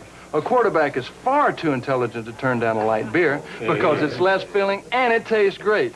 Even you big, clumsy linemen know that. Hope to see you soon. Sincerely, Bert Jones. Come on, Bert! Light beer from Miller. Everything you always wanted in a beer, and less. How'd he do that? at halftime with the New Orleans Saints leading the LA Rams 7-3. And Dan, do you think that missed field goal as a result of the penalty gives the Rams some hope? How do you look at the game and what to look forward to? Well, I hope it doesn't come back to haunt them, as they always say, but they did give away 10 points there. If I'm the Rams, I'm thinking, hey, we got to get things jacked up a little bit. But on the other hand, if I'm the Saints, I like the way things are going right now. I would think Mora does very much indeed. And CBS Sports coverage of the National Football League will continue after this message and a word from your local station. Today's turned out to be a beautiful afternoon after some overcast skies earlier, but for the Rams it's still dismal. 7-3 the Saints lead as we get ready for the start of the third quarter. And looking at the halftime statistics, the Saints have run better. Big total offense yardage, and despite the 3 turnovers, Dan, they've doubled the time of possession of the Rams. It seems like this game is just a continuation of their game 2 weeks ago when it was 12-10 in favor of the Rams. Rams still haven't been able to score a touchdown against the Saints. Mike Lansford, right foot is all the points they can get. That's all they got, but it was enough to beat the Saints 2 weeks ago. Morton Anderson got to be disappointed after that 52-yard field goal was nullified. Has Ron Brown on the right and Robert Del Pino on the left. 7-3 the score. The second half is underway. A booming kick by Anderson and into the end zone, but it's going to be run out by Ron Brown. Doesn't get a chance to get underway and is stopped short of the 20-yard line by Joe Colbrand. You know, Brown was really challenged by Morton Anderson earlier in the week when Anderson said that, well, all I'll see of Ron Brown doing is taking one knee in the end zone. You see that Brown has been close to taking that one knee and downing the ball for the touchback, but he wants to prove something to Morton Anderson. He had a great 73-yard kickoff return against the Eagles last week, and he's always dangerous. So the Rams start out just shy of the 20. Jim Everett, those are his numbers in the first half. Charles White and Robert Del Pino, the setback. Going back deep against pressure. Everett finally lets go, and he throws it away, and a penalty marker is down. Aaron Cox was the intended receiver. Dave Weimer was covering, but there's a flag. Good pressure by Pat Swilling. Now, if this is pass interference, I don't believe it's the proper call because the ball was obviously thrown away. It's offensive pass interference. But if the ball is not catchable for either player, how can it be interference? That's my objection to that call. Well, maybe the boys upstairs will have a say in it. Well, they're not going to review this one because it's a penalty on pass interference. Number 84, first down. Aaron Cox, he was the closest to the ball, but I guess offensive interference can be called for a ball that even if it's not catchable, but not defensive. Obviously, that's the case. The real problem in that situation there was that the Rams wanted to throw a screen pass. The Saints sniffed it out and forced Everett to go to an alternate receiver. And just kind of the sign of the times for the Rams today, they're not doing anything right. You saw the Rams' possessions in the first half. Second down and 20, back to the 10. Charles White's going to lose a couple.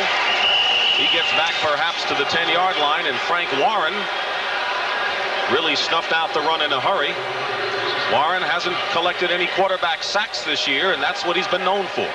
Yeah, but when you talk to the coaching staff, they say that he has had a lot of hurries. In fact, they have a statistic that he's hurried the quarterback 16 times. I got to tell you, Dick, when I was a quarterback playing, I hurried my passes every time. I don't understand that stat. I hurried to get to the press box in time for the start of the game. I know what that's all about. So it's second down and 20. Everett, he's got Hullahan, and Hullahan, let's see if he controlled it in time for the completion. The officials say he did. Just missed the first down by less than a yard. Van Jakes on the stop. You see Pete shaking his head a little bit. He got his bell rung after this catch. Take a look at it in the far right of the screen here. Here's Hullahan. He's running a simple post pattern. And Everett throws the ball on the money. This is his best pass of the day so far. But watch the contact at the end of the play. Helmet to helmet. And there the ball comes out, but Everett was down. Hullahan was down. The Rams are close to a first down here. And a close call. They checked it on the replay, and they said Hullahan indeed had possession. It was close, though. Third down and 1. 2 tight ends in there for the Rams. A penalty marker is down. And it may be against the Rams. Delay of game. A delay of game, 5-yard penalty. Bad time for it. Again, seen some uncharacteristic things happening today. The Saints having a few turnovers, and the Rams now not being able to get off a play on 3rd and 1. Crucial mistake. Penalty story, and the game has gotten so chilly for the Rams that John Robinson has put on the blue sweater. First place is at stake in the NFC West, with the 49ers a game behind. 3rd down and 6 now at the 24. 4 wide receivers in there for the Rams. Everett under great pressure, trying to get it to Brown, and Brett Maxey came in to help Reggie Sutton on the play, and it's 4th down, but the Saints are getting terrific pressure on Everett this afternoon. Big pressure that time by Ricky Jackson and Vaughn Johnson. The pass, if it had been complete to Ron Brown, might have given him a little bit of running room. That's what the Rams want to do, is give him a chance to use his speed to make the big play. Dale Hatcher in the kick, and you saw Mel Gray go back. He returned a punt 19 yards in the first half.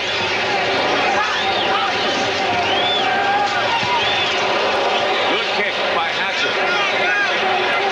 Here's Gray.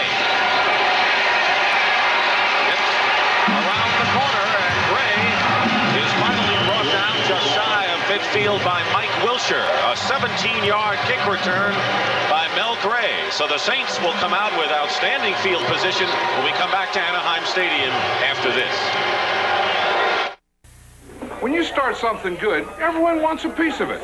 Take light beer from Miller. Now there's lots of light beers out there saying they're less filling. Heck, that was the easy part. The hard part is brewing a light beer that tastes great. That's why Light's always brewed only with the finest ingredients. To let all that great beer taste come through for guys like you and me. The taste that's made light beer from Miller America's favorite light beer.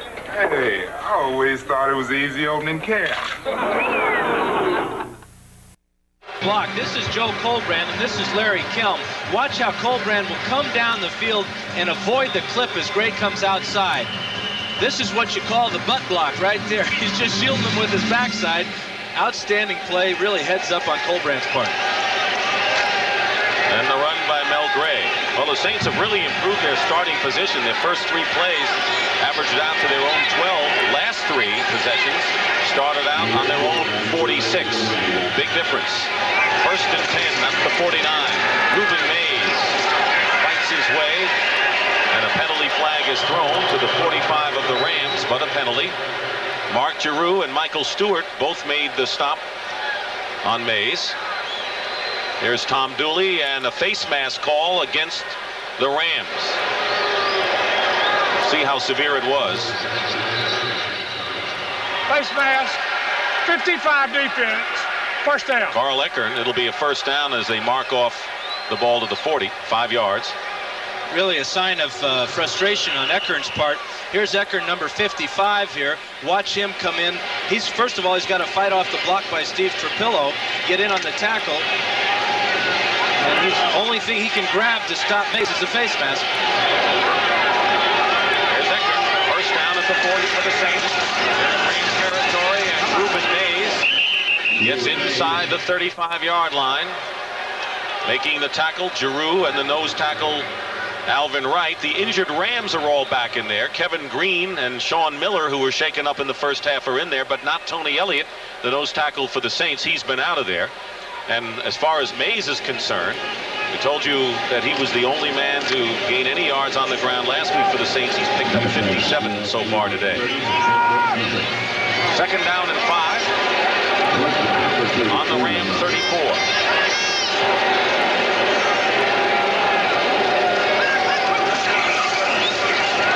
Hebert with the quick pass and nearly intercepted by Eckert. Pass was intended for Lonzell Hill. Was it deflected before it got to Eckert? Yeah, it really was. One of the big defensive linemen. Let's see who he is. Gets his right hand up here. That's Doug Reed. And this ball is almost intercepted by Eckert. Not much you can do, Dan, against Hebert with his short drop and his quick toss, but if you get your hand on there. That's one of the things the Rams do as well as any team in the league. In their defensive line, if they get stopped in line of scrimmage, they'll look at the quarterback, jump up and try to knock the ball down. 4 wide receivers, including Martin Addison, number 88, who was just brought up from injured reserve for this game. 3rd down and 6. Hebert defending on the play, and that'll bring up 4th down. Good job by the Ram defense, again dodging a bullet here. The Saints got the great punt return, gave them great field position, and here comes Morton Anderson again. He hit one from 52 before. Let's see how far this one's going to be from. The field goal, of course, was nullified because of the penalty. The hold against Ricky Jackson. It wasn't nullified in his mind, though. He's got the confidence that he can hit it. All right, let's see if he can do it again. Another 52-yard attempt with Brian Hansen holding. Kicking to the other end of Anaheim Stadium. And this kick is long enough, and the kick just hits the bar and moves forward.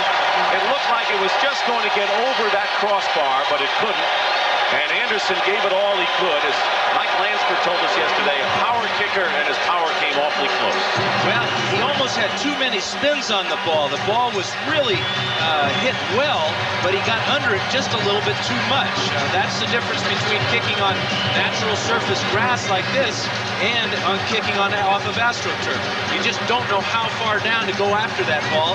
When on AstroTurf, it's sitting up nice and firm, but on this grass, sometimes you go too deep. And there's Mike Lansford. They have a friendly rivalry going. By the way, that was Anderson's first miss against the Rams in 5 years. LA ball, first down on the 34. Everett under pressure, and the pass is intercepted by Vaughn Johnson.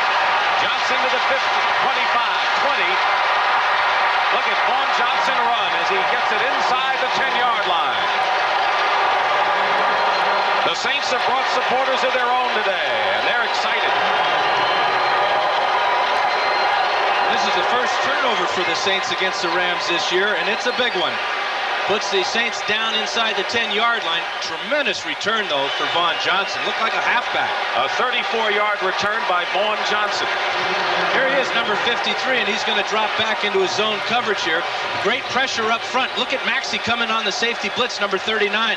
Everett rolls out, and again, he throws late across the middle. Johnson's there. He breaks one tackle. Watch this move on Newberry. Now this one on Everett, and he takes it down inside the 10.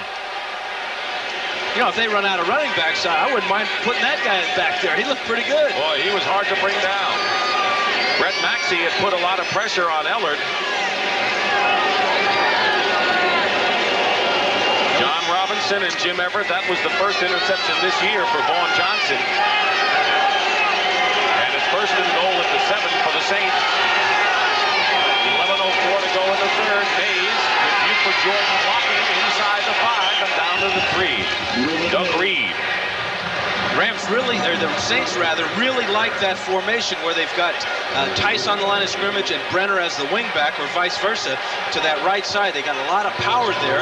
They feel that they're bigger than the Rams on the corner there, and that's where they're going to make yards. They got a touchdown to Hilliard earlier in the game.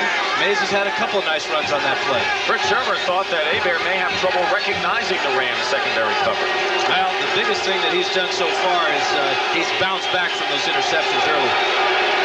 Second and goal on the 3. Double tight end. Brenner and Tice.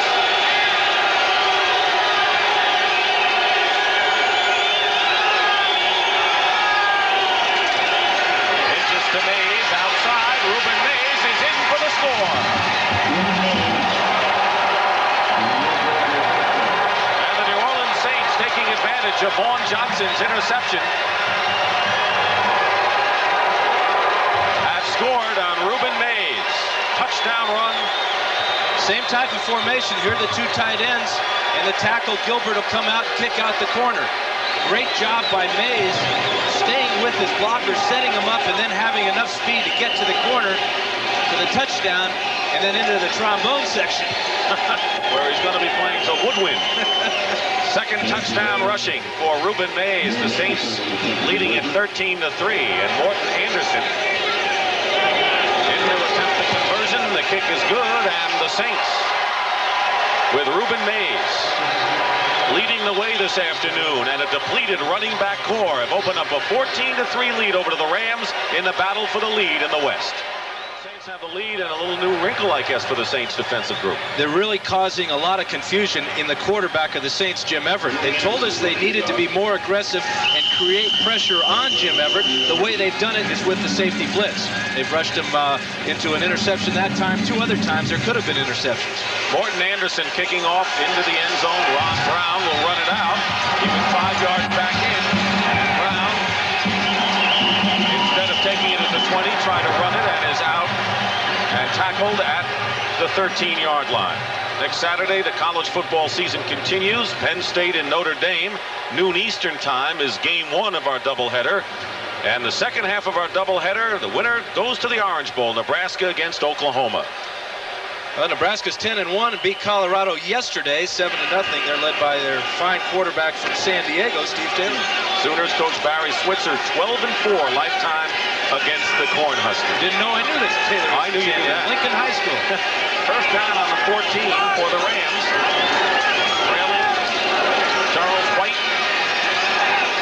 At what point do you think John Robinson decides we've got to go through the air and forget about my wish to get back to the hard ground game? Well, he still is confident that if he gets enough rushes to Charles White, that they can wear down the Saints. The Saints are playing a little bit banged up in their defensive line. Their linebackers, though, are really controlling the line of scrimmage. It wouldn't surprise me if too much longer that we see Everett start to air it out a little bit. Bruce Clark remains the nose tackle. Tony Elliott was injured. Second down and 7 on the 17 of the Rams. Everett out to Charles White. Van Jakes slows him up. And then Vaughn Johnson puts the seal on it. Sold out Anaheim Stadium in Anaheim, California. Battle for the lead in the West. The New Orleans Saints, who lost 2 weeks ago at home to the Rams by 2 points, lead the Rams 14-3 with just under 9 minutes to go in the third quarter. This is Dick Stockton along with Dan Fouts. And the Saints with a tremendous first half exhibition of ball control, mostly with short passing. Now capitalizing on an interception to score a touchdown here in the third. Everett. It's enough for the first down for the Rams at the 21. Brett Maxey on the stop. Good play by Everett, hanging in the pocket that time, waiting for Holohan to come underneath. It was a semi-pick play between Damone Johnson and Pete Holohan. Play that you'll see a lot on third and short because most of the time defenses will be in man-to-man coverage, and it's hard to stay with them. Third of Holohan's receptions have come on third downs, and they have resulted in first downs for the Rams. So he's a good man to go to. First down on the 26. Everett right in the hands of Buford McGee, and he's hit immediately at the 29, a gain of only 3. Sam Mills wouldn't let McGee get out of way. Good pressure by Vaughn Johnson. So the Rams, who got off to a great start, that's what they did in their first 6 games. A lot of sacks, turnover ratio in their favor, won 5 out of 6 and ran the ball well. But in the last 4, no such luck and no such performance. And a lot of trouble today. So the Rams are trying to get some type of rhythm going now. They're trying it with some short passes to their backs and tight ends. Second down and 7 on the 29 with 7:19 to go in the third quarter. White and Toy Cook along with Frank Warren penetrated back nicely in the backfield of the Rams and prevented Charles White from getting anything going. They're really having trouble getting any rhythm going, whether it's on the ground or through the air. The problem that they're having is that for the offensive line to be able to run block and then set back and pass block, they're really not getting into any comfortable situation. The line is struggling so far trying to open up any type of running for Charles White. And he comes out of the game replaced by Greg Bell, who's been banged up. Bell's having a terrific year with 766 yards and touchdowns rushing. Everett sidearm toss is caught for the first down. No. It was incomplete. The ball hit the ground. Henry Ellard could not hold on. He was there, and it would have been a first down for the Rams. Instead, it'll bring up fourth down. Well, this ball will come in a little bit low and hit the ground. Good try by Eller to make it look like a catch, but there's momentum and then there's negative momentum, and the Rams are experiencing the negative side of it. They're having trouble with every phase of their offense right now. And Henry Eller has yet to catch a pass this afternoon. Dale Hatcher to kick. Bill Gray goes deep for the Saints. And the Saints wanted a piece of it. Waymer almost did. Gray at the 31. Boy, he's been a nemesis for the Rams today. He's had 2 punt returns for 36 yards. That time he only brought it back 7. Saints ball when we come back. The Saints is also evident in their special teams. This is Van Jakes here, and this is Dave Waymer. Watch as they rush the punter, dive all out for the block, but avoid roughing the kicker. Saints ball on their 37, first down with 6:19 to go in the third quarter.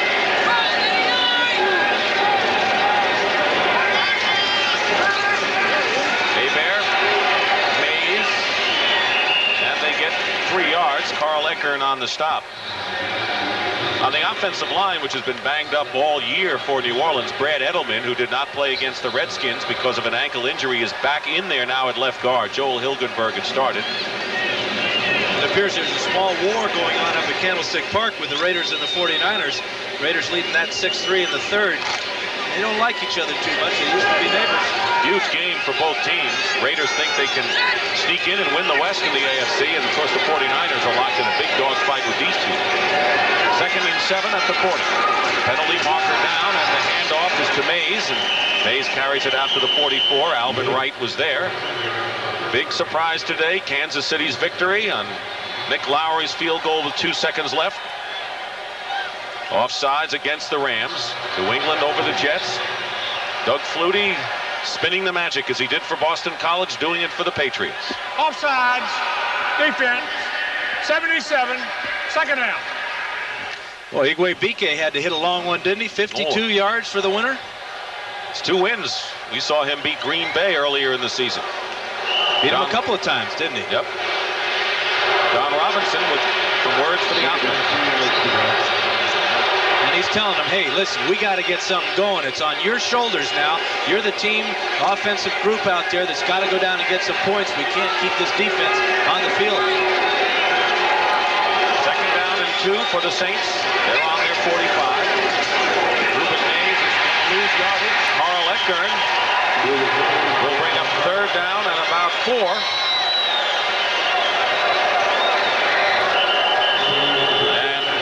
Shaken up on the play is Darren Gilbert, I believe, the right tackle.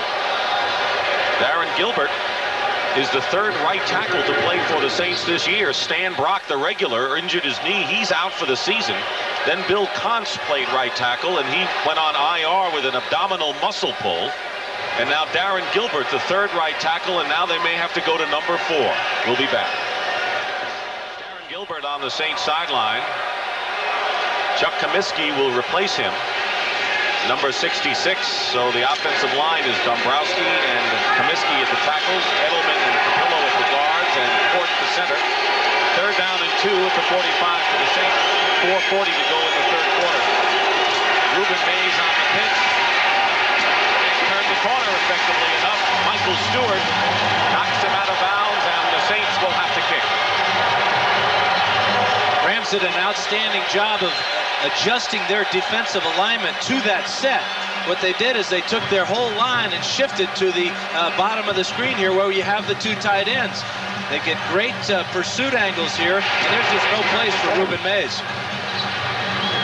That'll bring up 4th down, and Brian Hansen will be kicking, and Clifford Hicks goes back for the Rams. Hicks is assuming punt return duties from Henry Ellard. The Rams want him to concentrate solely on his receiving job. He hasn't caught one today, and they haven't gone to him now. Hicks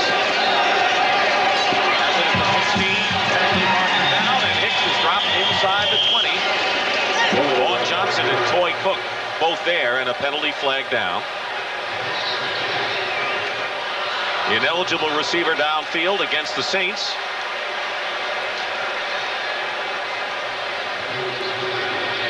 There's a decision the Rams have to make here. That was only a 34-yard punt. Hanson's first of the day. Robinson wants to see how he'll do on his second one. Well, if you're Robinson, what do you do? I'd say he'll kick it again. That's what he's told his team, and he doesn't believe that Hanson can get off a better one. Illegal member of the kicking team downfield, number 28, 4th down. Gene Atkins. So they're going to re-kick it. John Robinson's Rams, who lost last week to the Eagles. The New Orleans Saints have lost 2 in a row. Both teams trying to break losing streaks of 1 and 2 games and take over the lead in the division. Jim Mora's team has lost games by 1, 2, and last week by 3 points. They've been in every one of them. No disgrace there in their 3 losses. All good teams. Hanson kicking again lower, sending Hicks back to the 13-yard line. And he slips at the 20. And the net result was about even. Joe Colbrand on the tackle. Next Sunday, CBS Sports presents regional NFL action beginning with the NFL Today, 12:30 Eastern Time. Most of you will see the Chicago Bears take on the Tampa Bay Buccaneers, both winners today. Others will see Phoenix against Houston, Detroit against Green Bay as well. Then in our late game, the Philadelphia Eagles against the New York Giants, and Atlanta goes against the LA Raiders. Others will see that game. That's NFL regional action next Sunday on CBS Sports. Dave Waymer, the latest player shaken up in a game in which we've had many injuries, Dan, but all but Tony Elliott have come back. And Waymer was the starting left corner today because Reggie Sutton and Milton Mack were playing with a couple injuries. Mack has a sore ankle, and Sutton is in the game now. He's playing with a sore hip. So the Saints are really hurting at this position. And, of course, Darren Gilbert's the other guy who hasn't come back yet from injury. Right in the center of the screen here is number 44, Dave Waymer. And he's played a long game today. He's running under kicks and being the starting cornerback. And he comes up hurting. Reggie Sutton will move into that cornerback position. He's had a contusion of the thigh. You know, looking around at the Saints, they're better than they used to be talent-wise. They're not a greatly talented club, but the injuries to offensive line, running back, secondary, and yet look where they are. They're leading in this big game on the road for first place. I think you really got to give a lot of credit to their head coach, Jim Mora. I second that. First down, Rams on the 20.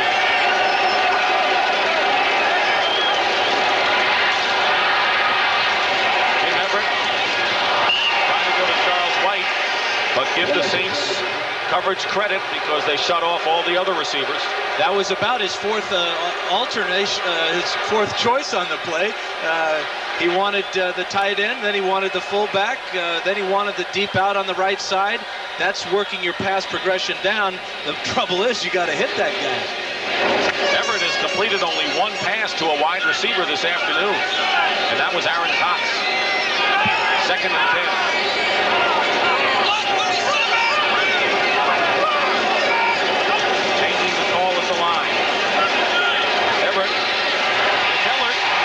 Number 2 to a wide out, Henry Ellard. He's got the first down.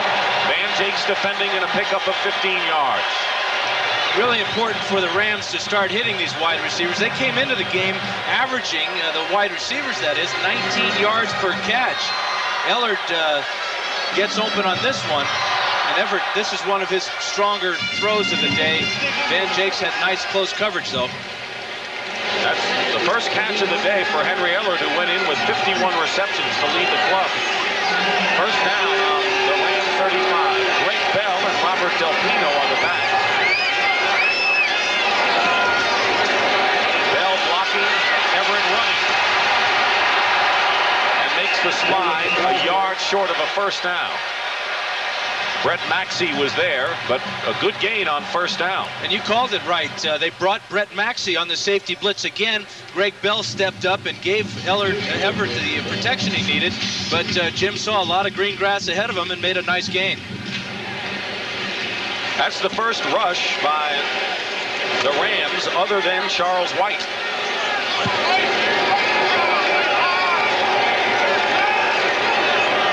Second down, call it 2. 43, inside handoff, Buford McGee believe he has the first down, but we'll see where they spot the ball. Vaughn Johnson crunched him right there. It's awfully close, though, and we may have a measurement.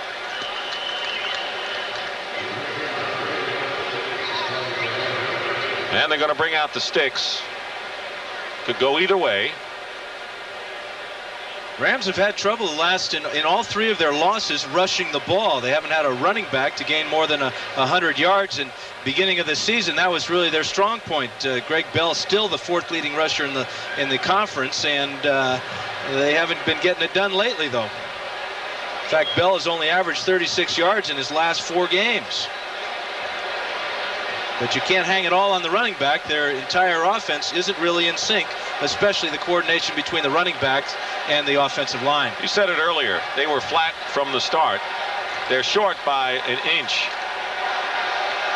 Not even is right. Robert Cox comes in now as that extra tight end. By the way, Darren Gilbert is back in. Well, will be back in when the Saints have the ball at right tackle at Hebert. Third down and a smidgen.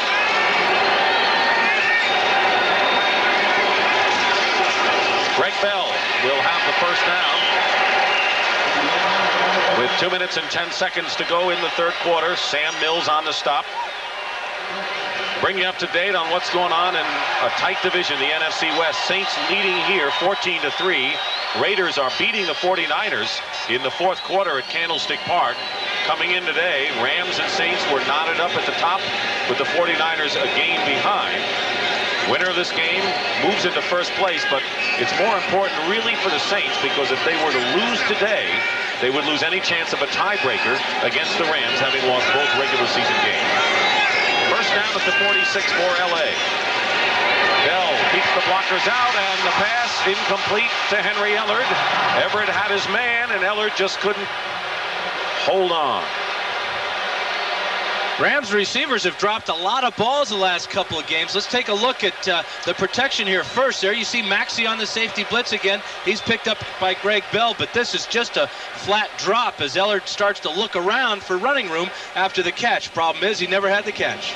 Aaron Cox dropped 3 against the Saints a couple of weeks ago before he ended up grabbing a big third down play, and Cox dropped a touchdown pass last week.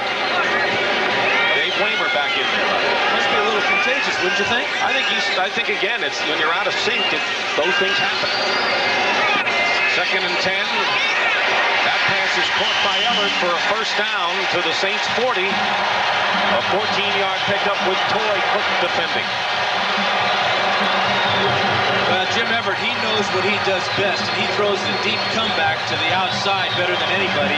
This is an unbelievable throw as he's bailing out all the way. The ball loses a little bit of its impetus. Ellard came back and made a nice grab. And the right decision. You've been in that spot to come right back to your key man, your bread and butter man, Ellard, after he drops one. Well, and Everett, he knows that Henry Ellard's not going to drop 2 in a row. Ellard's come into the game averaging 6 catches a game in the last 6 games. He's their big play receiver. Rams looking for a big play. They need a score. First and 10 on the Saints 40. Aaron Cox, defended by Antonio Gibson. Second down with 41 seconds remaining in the third quarter. Sometimes as a quarterback, you feel like everybody's against you. You're getting a lot of pressure in the pocket. They're bringing safety blitzes. Your great receivers are dropping balls. And so it all starts to affect on how well you play as a quarterback and how well you deliver the ball. Everett does not look comfortable to me in the pocket. Now he's throwing off balance a little bit, but he's not getting any help from his receivers either. And he's been getting pressure from the Saints all day. Second down and 10. Pass and the flip to Henry Ellard. The flip from Holohan to Ellard, and it's a first down inside the 20-yard line. A 21-yard gain.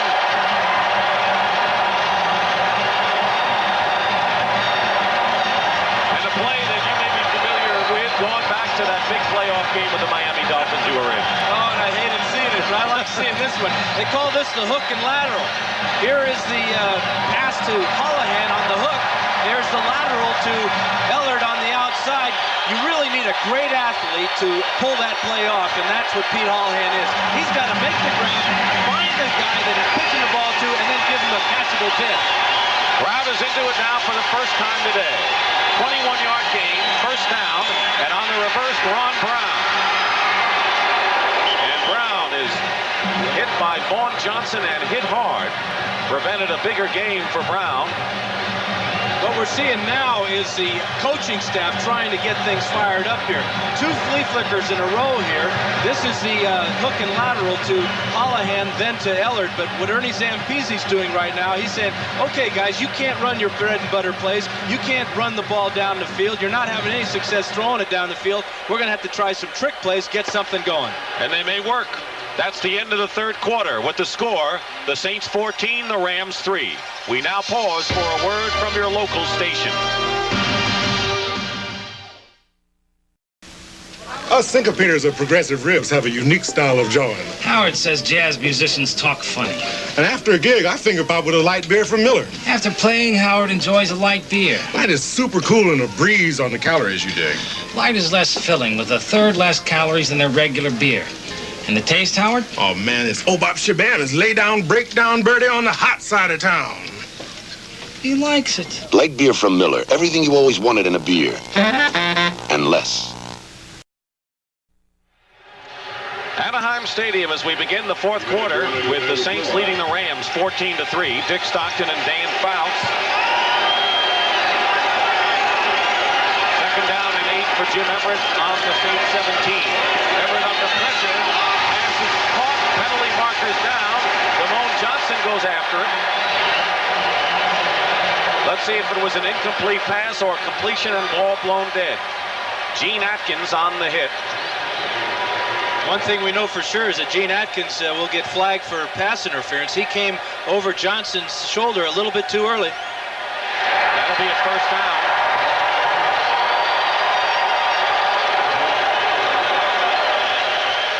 Pass interference, number 28 defense, first down. Take a look at the end zone. Johnson's going to come from the left side of the screen, and with him will come Gene Atkins. This ball is thrown kind of soft and slow, and Atkins, he mistimed his jump and had to go through Johnson and break it up. Saints defense trying to stop the Rams here with a first and goal at the 7. Rams trying to come to within 4 points early here in the fourth quarter against the Saints.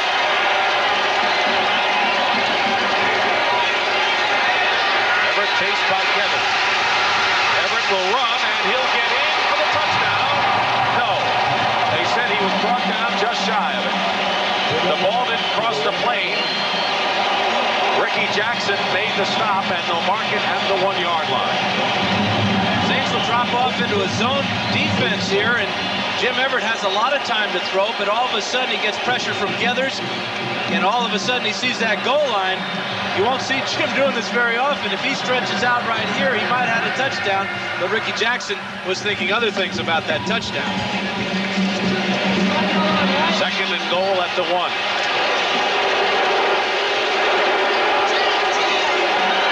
Everett wants quiet.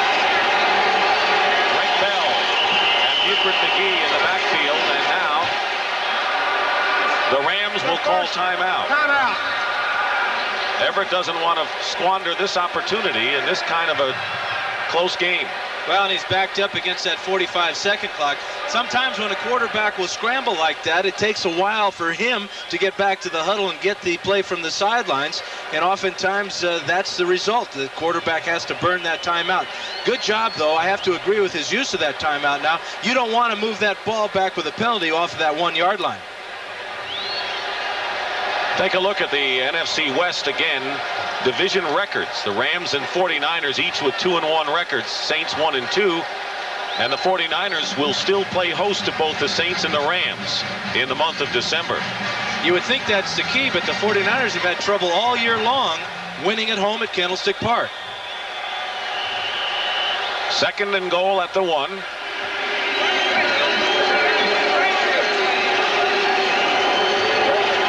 4 men up front for the Saints. Geathers, Warren, Wilkes, and Clark.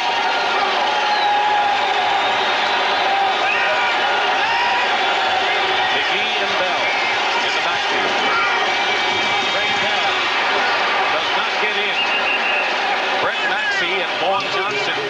it up in a hurry, and it'll be 3rd and goal. One of the other guys that does a nice job is Jumpy Geathers. He is the man they're running right at on this left side.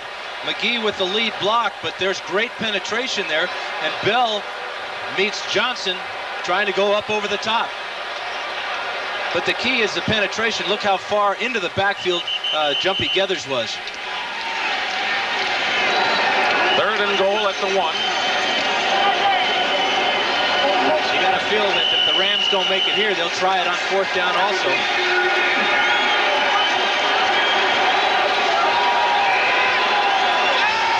They split the back slightly now. Embry, the 3rd tight end, in motion. And Bell's not going to get in this time either, as he is thrust back again. Vaughn Johnson plays the key role, and it's 4th down.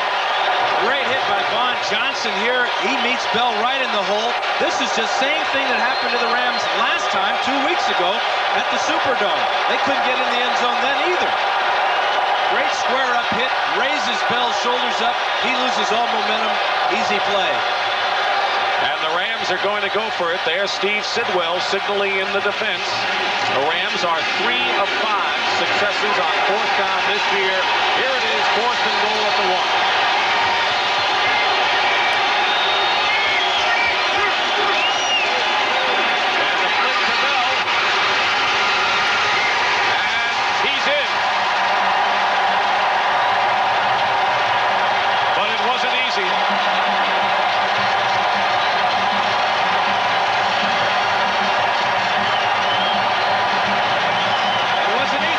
A real gutty call by Coach Ernie Zampese in the press box. They get stuffed on 2 blast plays. They're coming with the veer option here. This is Buford McGee. He's going to come down the line and pitch the ball back to Greg Bell. Then to watch Bell at the end of this run. He is head up with Van Jakes. Jakes has got to make this tackle. A little juke and just enough speed to get into the corner of the end zone. Just made it. Barely. Mike Lansford with Pete Holohan holding. Extra point is good. Plenty of time remaining in this one. 12 minutes and 49 seconds. And Greg Bell has scored his 14th touchdown of the season. Story of our game summary. Rueben Mays did a terrific job rushing, but the Rams have not run the ball the way John Robinson would have liked. And the Saints, in the second half, I've seen the ball control go over to the Rams side, and the game is tightened at 14-10.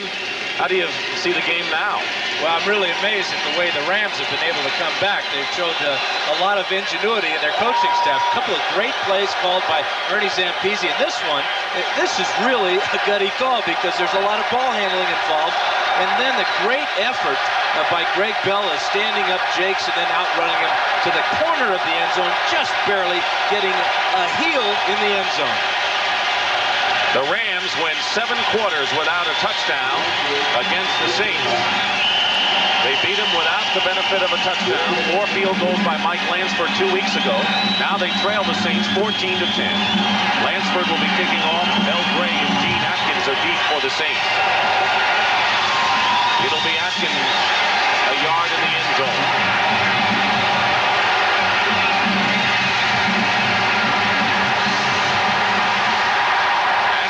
Efforts, Atkins is down at the 5.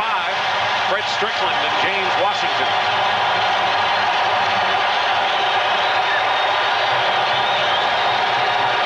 Next Saturday, college football continues on CBS with a big doubleheader. Action beginning at 12 noon Eastern. First game, Penn State against Notre Dame.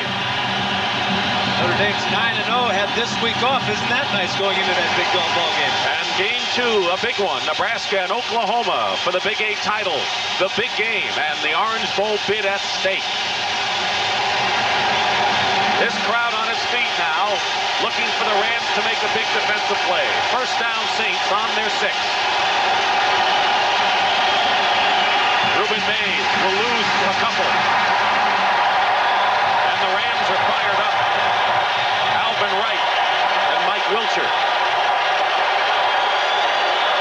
There's Ernie Zampese. Campese upstairs, who made that call for the touchdown on 4th down. He smokes about six packs of cigarettes a day up there. He's even working on another one. Great football coach and a fine guy. But this crowd is back into it. You know why, Dick? They're fresh. They haven't had anything to do all day. Been sitting on their collective hands. 2nd down and 11. Back to the 5.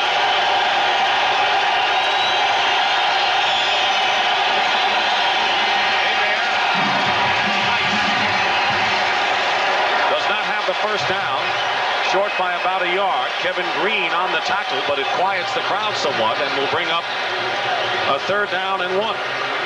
Really nice pass protection for Hebert that time. This is when the quarterback is probably at his most nervous, is when his feet are in the end zone. He's trying to complete a pass down the field. Joel Hilgenberg is back in at left guard for Brett Edelman. Darren Gilbert is the right tackle. Rams have dominated this half, but they still trail. Call it 3rd and 2. 3 tight ends for the Saints.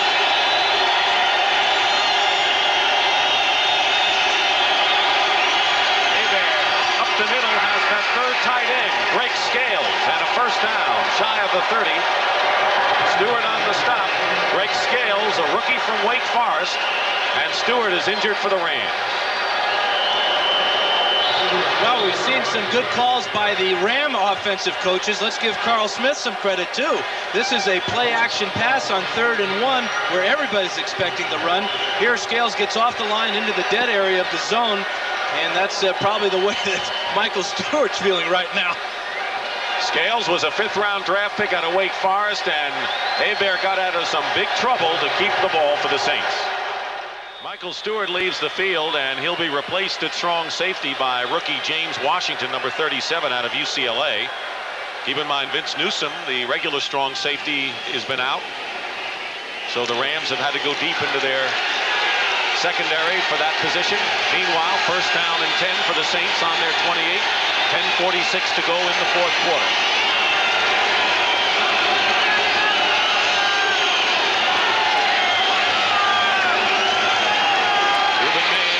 Jordan blocking. Mays gets to the 32-yard line. James Washington on the stop, a gain of 4. For an NFL Today update, let's check in now with our pal Brent Musburger in New York. Brent? Dick, it's been a huge day for Roy Green. 8 catches for 163 yards. Moments ago, this one, Neil Lomax to Green. He turns on the afterburners and goes 44 yards. 21-7. Cardinals over the Giants. Back to Dick and Dan. All right, Brent, I'm sure the Redskins are going to enjoy that one if the Cardinals continue to go on. There you see Michael Stewart out for just one play, back in at strong safety. 2nd and 6, Saints.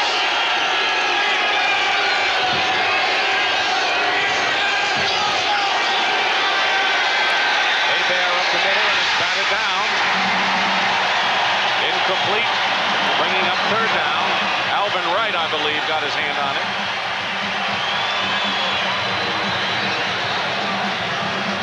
Bobby Hebert does not have a real high release. Number 99 in the middle of our screen is Alvin Wright. He's going to get his hands up and knock this one down. Great timing there.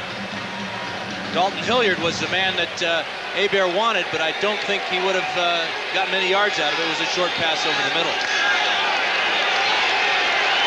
Look at the difference. Passing yards.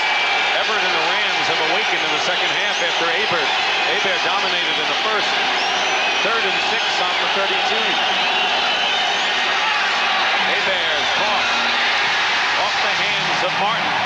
Sutton defending, and that'll bring up 4th down. So the Rams defense does its job. And it'll be 4th down, and Hansen will come in and kick.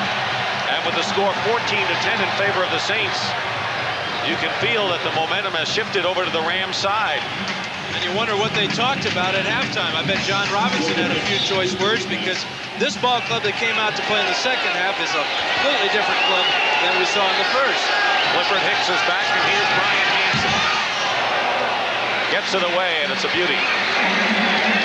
Hicks at the 25. Doesn't get to the 30. And that's where the Rams will start off at about the 28. Tonight on CBS, Dartmouth is being called for interference, and it has nothing to do with Ivy League football. What's that all about? Find out tonight on 60 Minutes. That's followed by Murder, She Wrote, and then it's the CBS Sunday movie, Where the Hell's That Gold, starring Willie Nelson. That's all coming up tonight on CBS. Can you say that on television? I just did. Oh, it's Willie Nelson, that's why. All right, the Rams first down on their 28.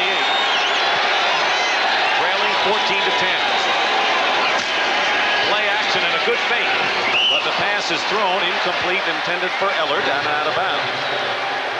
Good pressure from linebacker Pat Swilling. He hurried Everett on that throw, and therefore the misconnection. Interesting how John Robinson talked about getting the running game going. Both teams are relying on the pass now. Robinson's club has averaged 128 yards a game this season. Today they have gained only 50 yards on the ground. He envisioned carrying the ball 30 times. They haven't even rushed 20 yet. Well, he's lucky he's got a great pass offense with Coach Ernie Zampese to fall back on. Years past, the Rams would be dead by now. Second and 10. Everett flushed from the pocket by Frank Warren. Will run. And is shy of the first down by a yard and a half. Antonio Gibson made sure Everett wasn't going to reach the sticks.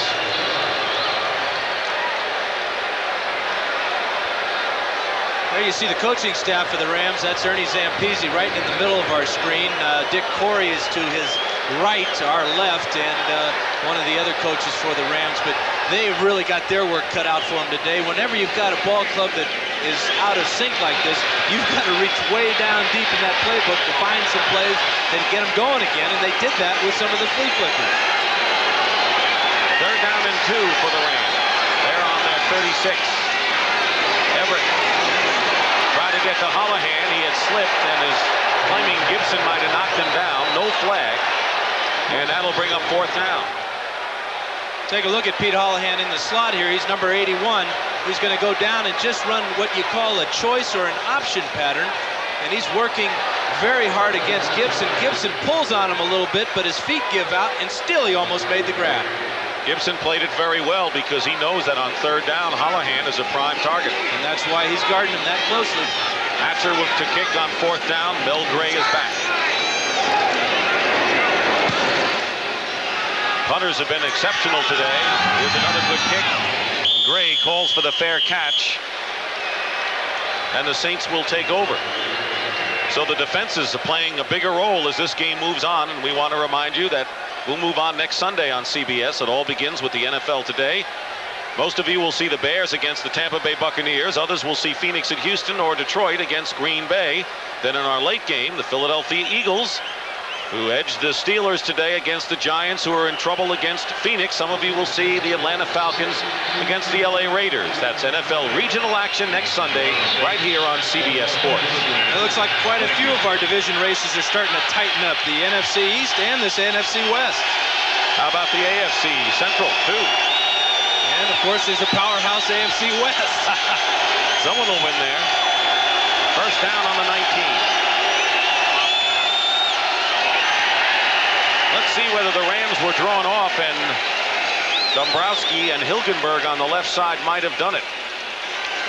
Yeah, it looked like Dombo. Ball start, 72 offense. First down. How do you feel about the Jim Dombrowski incident last week with Dexter Manley? He claimed he was spit on by Manley and then committed a 15-yard penalty. Had to be embarrassed about that, and well, they're cheap shots and then they're cheap shots, but Dexter Manley spitting or sneezing, either way, in the face of a football player, in this case Jim Dombrowski, is really a low-class move, and one that it doesn't surprise me that he did it. He's that type of ball player. You don't see it much anymore. I've never heard of such a thing, really. First down and 15 following the penalty. On the draw, here's Buford Jordan. Trying to break another tackle, and he gets it out to the 21-yard line, a gain of 7. Larry Kelm makes the stop for the Rams. There's the time remaining in the fourth quarter. The Saints with 2 touchdowns today. Dalton Hilliard and Rueben Mays with short running touchdowns. The Rams with a 23-yard field goal by Mike Lansford, and then Greg Bell went over from a yard on 4th and goal to cut it to 14-10. Right here, 2nd and 8, Saints on the 21. 3 wide receivers to the right, and now Jordan moves.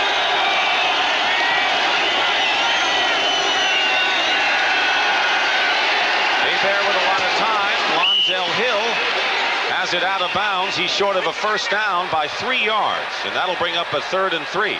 What we're seeing now, Dicker, both teams are settling into what they feel they do best. The Saints have gone back to their short control passing game. The Rams defensively, on the other hand, have given up on their Eagle and their Hawk defense. They're playing their base 34.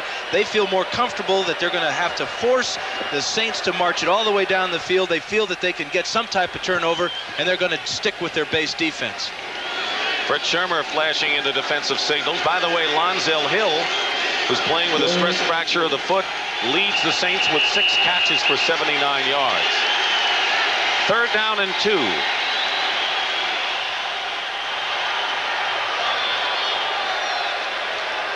You wonder if they're looking at this one, checking to see whether Hill was in bounds when he caught the pass. Now, we're always in the dark from the referees on this type of situation because they don't give us any type of signal as to what's going on down on the field. You reset the 30-second clock to 7 seconds. No word about checking it again, so they reset the clock to 7 seconds. And you pointed out that unless they get to the line of scrimmage and the officials are all standing there, we don't know. And I guess they are looking at it. Well, let's take a look at it. Here is the pass to Hill on the sideline. There's the grab. Now, are they saying that he's out of bounds with that right foot or not? That's what they're taking a look at in the replay booth. I think he is.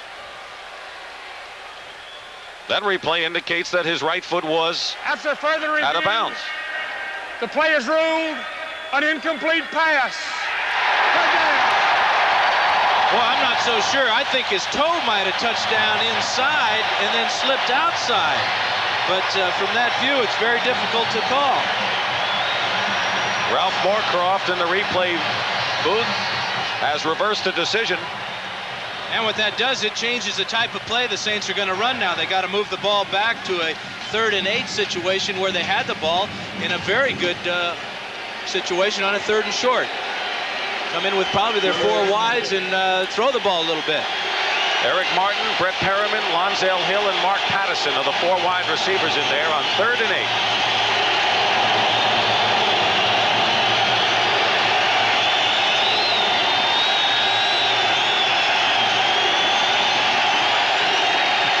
Show blitz came out of it, and the pass is caught by Lonzel Hill, and he'll have the first down. And both feet inbounds for sure this time. A 10-yard pickup to the 31-yard line. Michael Stewart on the stop. So Hill was denied the first time, not here. Well, 2 weeks ago, the Rams made all the big plays in the 4th quarter to win the game. Now it appears that the Saints are going to do the same thing. This is a big 3rd down conversion, something that the Saints do better than anybody in the league. Came into the game converting on about 49% of those 3rd down plays.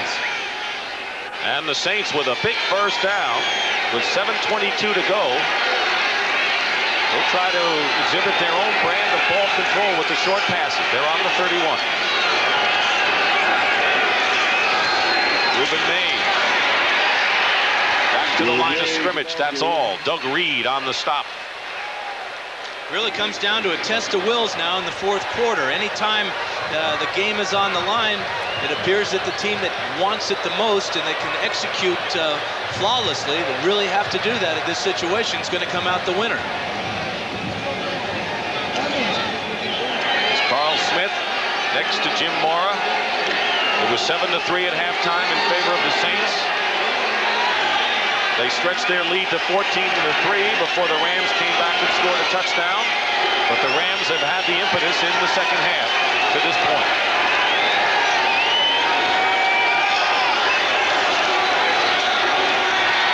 Hebert tried to go to Martin. He slipped.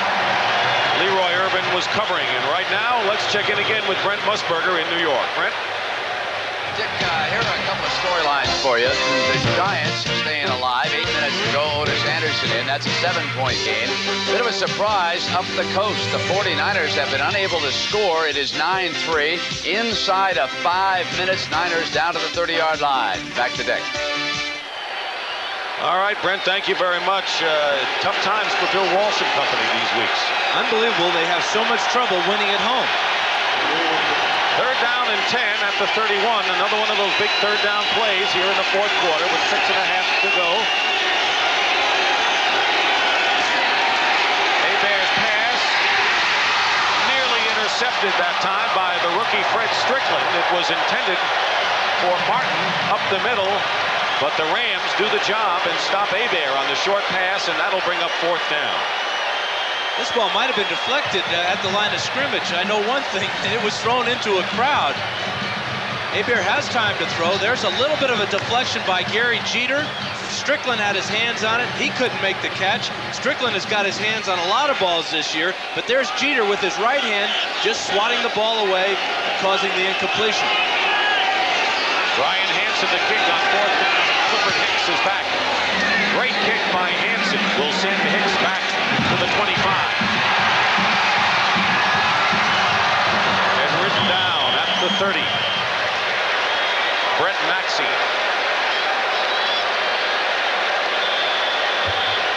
6:15 to go, and an injured player on the field will be back. The injured Saint is Alvin Tolles, who ran into Tim Terrell. Terrell was shaken up for the moment, but he came off the field. Not so lucky as Alvin Tolles. There's Terrell. Here's what happened, Dan. Well, this is Tolles right here. Here comes Terrell inside, and this is where the X marks the spot. A little bit of a collision here. Terrell takes a shot, and there goes the knee. Oh, my goodness. I'm sorry we had to see that. They're going to carry him off. They brought out the truck.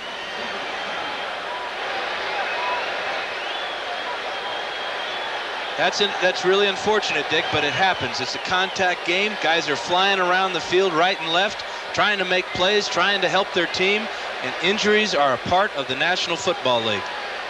As long as they're clean injuries, and that was definitely two players. Injury, you bet. Right. It's just something you hate to see. Anytime when guys are giving it their all, they're out there having fun, but it's a big part of the game. We just wish Alvin all the best, but that doesn't look real good. We have had a spate of injuries this afternoon to players on both sides, and virtually all of them have come back. This really puts a damper on the excitement of this ball game. Here we are, 6:15 to go in the game. The Rams have the ball on the 31-yard line. They're down by 4 points. They've got to drive all the way down and get a touchdown. And everything's a little bit quiet and uncertain right now. We'll see which team can regroup right now and get the momentum. And that's what you said all along, which team wants it the most. And let's go back a couple of weeks to New Orleans when the Rams, with great ball control, chewed up enough time, didn't allow Morton Anderson to try a field goal to win the game. Let's see what they do here with 6:15 to go, starting from their 31. Everett on first down. Del Pino with the reception. Gets a couple extra yards out of it. Van Jakes on the stop. There's Tolles being taken into the dressing room. Really key now for Everett to be patient in the pocket. Not force the ball, not throw the ball up for grabs like he did earlier in this game. Just take what the defense gives you. The Saints will play a lot of zone here. They'll be very passive. They may throw in a safety blitz once in a while, but it's important for Everett to make good decisions as the quarterback. Gain of 6 that time. 2nd and 4 on the Ram 37. Charles White. He's got the first down with good second effort running up to the 43. Antonio Gibson and Ricky Jackson on the tackle. Really, the second effort of Charles White is really his trademark. He's not going to let that first guy knock him down. He's going to spin and scratch and claw, get every yard he can. Ernie Zampese upstairs. He has been the man with the passing scheme. And Charles White, the runner for the Rams. First down and 10 on the 43. 5 minutes remaining in the fourth quarter. Everett is sacked, and the first sack of the day. Antonio Gibson came in from his safety position, and a loss, not a big loss, of only a couple that time. But a good call, again, by the Saints defensive staff.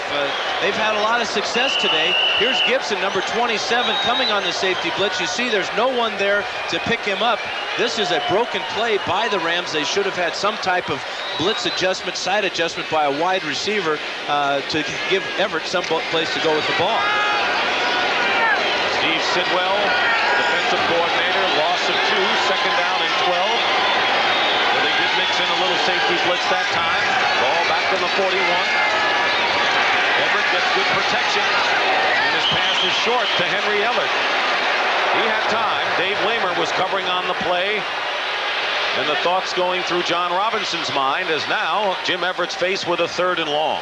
One thing we don't realize or mention very often is that Jim Everett's still a young quarterback. This is only his 3rd year in the league. It's only his 2nd year with this pass system. He's only 25 years old. Sometimes you see him out there, he looks like an old veteran, but he's going to have days like this in his maturity process that things aren't going to go right for him. 3 wide receivers to the right, 1 to the left on 3rd and 12.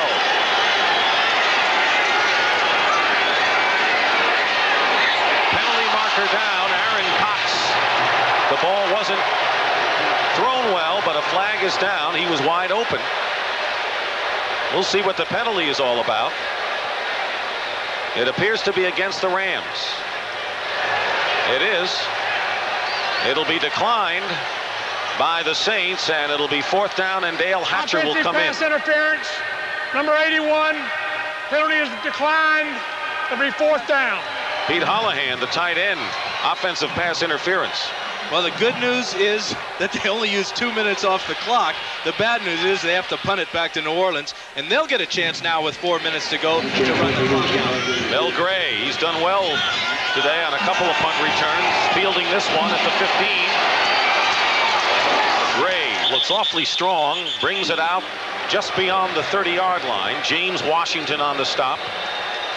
A 44-yard kick, and that time Gray returned it 15 yards. So he has returned kicks of 15, 17, and 19 yards this afternoon. And that return is huge because that makes the field only 40 yards long for the Saints to get Morton Anderson into field goal position to give the Saints a 7-point lead. Now, if you're Bobby Hebert, what are you thinking about here? You've gone with the short pass. You have 4:08 to go, and you're on your 30. Well, you're telling those guys, listen, give me time in the pocket, or if we're going to run the ball, everybody hang on to the ball. Let's just make a couple of first downs, and let's get on that plane and fly home.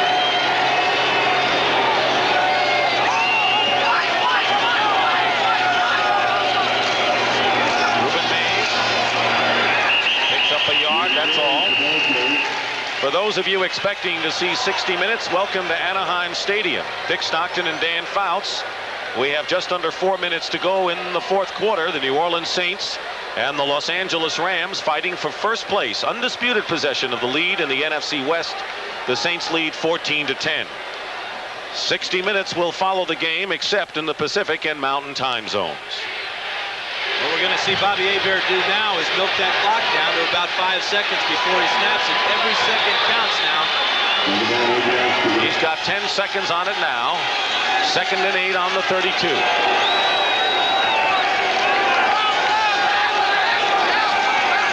He waited till 2 seconds were on the clock, and Rueben Mays going wide. Picks up a couple more and is short of a first down by 3 yards. Larry Kelm on the stop. Saints nurturing a 4-point lead, trying to reverse things. 2 weeks ago they played at the Superdome, and the Rams won 12-10 on the strength of 4 field goals by Mike Lansford. And now the Saints want to turn it around. The 49ers have lost. The Raiders beat them at the Candlestick Park 9-3. Right now the standings, the winner of this game will have a 2-game lead over the 49ers and a 1-game lead over their opponent here. 5 games left on the schedule. Getting close. Yes, sir. 3rd and 3 on the 37. Inside handoff. Buford McGee does not have the first down. Buford Jordan, sorry, does not have the first down, and the Rams immediately call a timeout with 2:23 to go. Kevin Green on the stop. Now it's Going to be 4th down, and right now, let's check in with Brent Musburger. More news on the Niners loss, Brent, I'm sure. Dick, it is 4th down. This is the play, and the Niners come with the end around. Rice and the rookie defensive end from Illinois. Scott Davis off his block leads the way, and the Niners have lost at home again, 9-3. The Raiders stay tied with Denver for first, and Seattle is headed for overtime. Let's go back to Dick. And right here, this game hangs in the balance with 2:23 remaining in the 4th quarter. It's 4th down and 1, and Brian Hansen will come on as Jim Mora going to put it in the hands of his defensive unit. Clifford Hicks goes back to receive for the Rams. 2:23 to go. And I guess, Dan, it's one of those games in which you say, look, if our defense can't hold the Rams and prevent a touchdown, maybe we don't deserve to win. That's exactly the feeling now for the Saints. They're going to put it all on their defense to hold the Rams out of that end zone.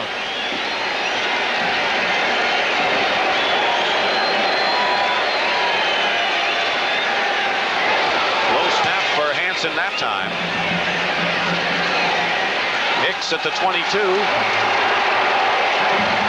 Is wrestled down from behind by Vaughn Johnson. He has played one tremendous game for the Saints today, which is nothing unusual, including a big interception which set up a touchdown. Wonderful tackle by Johnson. He would not let Hicks get outside. Hicks was looking to get to that picket line, but Big Vaughn stuck out that right hand and dragged that little guy down. How would you like to be the Cleveland Browns and have to play a big game against the Denver Broncos after what happened last 2 years and today? Do you think the Denver Broncos have the Browns number? My goodness. Something like that. First down Rams on the 30 with 2:12 to play.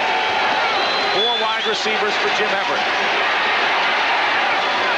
He's got Ellard, and Ellard is stopped dead cold at the 35 by Van Jakes, and that will bring up the 2-minute warning. So the 2-minute warning is here. Jim Everett goes to the sidelines and will return to Anaheim in a moment. 2 minutes to go in the 4th quarter. The Saints lead the Rams 14-10. The Rams, however, have only 1 timeout left. Familiar ring to last week's game against the Eagles, Dan. Last week they're down by 6, a very similar situation. The one guy they went to a lot was Damone Johnson, the tight end. Johnson caught 4 balls in the last drive, but then the Eagles got some pressure on Everett. 1 sack, 1 hurry, 1 interception cost them the game. Let's see how they do this time. They're actually in better position now time-wise and field-wise than they were last week. 2nd down and 4. Everett. Greg Bell open. 1st down, and Bell still going, gets into Saints territory inside the 45. Toy Cook on the stop. Rams have only 1 timeout left, and they've got to use it judiciously. Bell had a choice there of going for yardage or going out of bounds. Took the yardage, picked up about 10. They're on the Saints 44. They need a touchdown. This is caught. Ellard. Another 1st down. Inside the 30, Van Jakes on the tackle. They're getting huge chunks of yards in a hurry. That was a 15-yard pickup. Going to the big play guy, Henry Ellard. There's the time remaining. Here's Greg Bell. And Greg Bell is going to lose yardage. So the Rams decide to go a wide sweep play and will lose yardage back to the 34-yard line. Gain of a loss of about 5, and it was Toy Cook who was right on Greg Bell. Well, Everett's thinking there was that the play would stop the clock. Well, it did, but it cost him about 3 yards. Tough to run a sweep play in this situation against a team that's going to play zone defense, because Toy Cook is responsible for the short outside there, right where Greg Bell was running the ball. It'll be 2nd down and 14 for the Rams with 1:06 to go. They're on the Saints 33. Everett trying to go to Holohan, and a flag down. Antonio Gibson.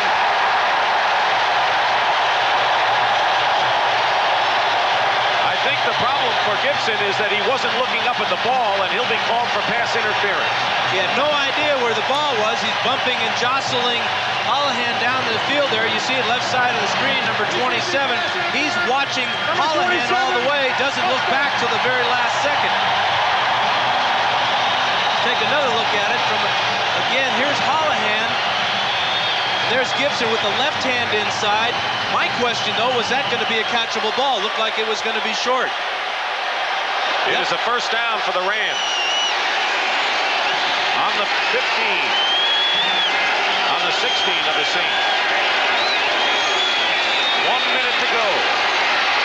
Everett throws it away, and another flag is thrown. Everett had nowhere to go and just threw it out of the end zone, but a penalty marker. This involves Gibson and Holohan again. They were wrestling down the field. Gibson saying that Holohan was pushing off on him. Tom Dooley, the referee. They caught Holohan earlier in the game, and they got him again. Seattle beats Houston 27-24. Offensive pass interference, number 81, second down. But the one that hurt the most was the previous one. Here's Holohan, and here's Gibson just right behind the linebacker there. Holohan will go down the field, and he'll push off on Gibson. Makes the contact there. Boy, that's a ticky-tack call. My goodness. That's what happens when you're a receiver in a clutch situation. Not only are the defensive backs looking at you, the referees are. First down and 20 at the 26. Everett going deep, wide open, and the pass is intercepted by Gene Atkins. Gene Atkins with a big interception to stuff out the Rams threat.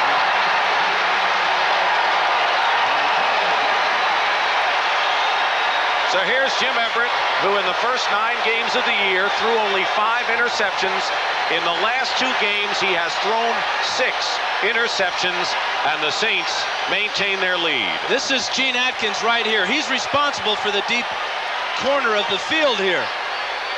Everett is not patient enough. He's trying to make the big play, but this is just a case of a quarterback trying to do too much, not having the experience to take what the defense give you. Willie Anderson, the intended receiver. The Saints, they bend, but they don't break. Today they've had an outstanding game under a lot of adverse situations when you consider some of the injuries. They're playing on the road, but I gotta believe they just wanted it a little bit more than the Rams did today. The Saints are celebrating, and they will just use up the rest of the clock. The look on the face of Jim Everett says it all. That's the story, as Everett in the last 2 games has thrown more interceptions than he did in the first 9. And Dan, when you consider the fact that Bobby Hebert threw 2 interceptions in the first quarter, settled himself, and once again I've got to go back, as you have, to talk about the steadiness, the consistency of Jim Mora, head coach of the Saints, who is an even keel guy, win or lose, and that's why the Saints are going to be in undisputed possession of first place in the NFC West. Jim Mora surrounds himself with a coaching staff very similar to his personality. Carl Smith is a very low-key offensive coordinator. Steve Sidwell, the defensive coordinator, is the same type of guy. They just keep their guys thinking about winning games. They don't hype them up a lot. They don't get overly concerned if they lose a ball game. And they are showing a lot of class today. So give the Saints the victory, and the NFC West standings a little bit less of a logjam with 5 games remaining. New Orleans a game ahead of the Rams, and the 49ers, who were upset by the Raiders today, 2 games out. As the Saints, who turned it over 3 times in the first half, and the Rams were only able to get 3 points off of those turnovers, played flawless ball in the second half, despite the fact that the Rams really had the impetus. And 35 seconds remain, and you know it's going to be interesting down the stretch and looking at the last 5 games of the season for the contenders, and the Saints have a lot of tough games still to play before it's all over. Well, they really do. You look at it, they got Denver and the Giants, at Minnesota, then at San Francisco before they finish off their season at home against Atlanta.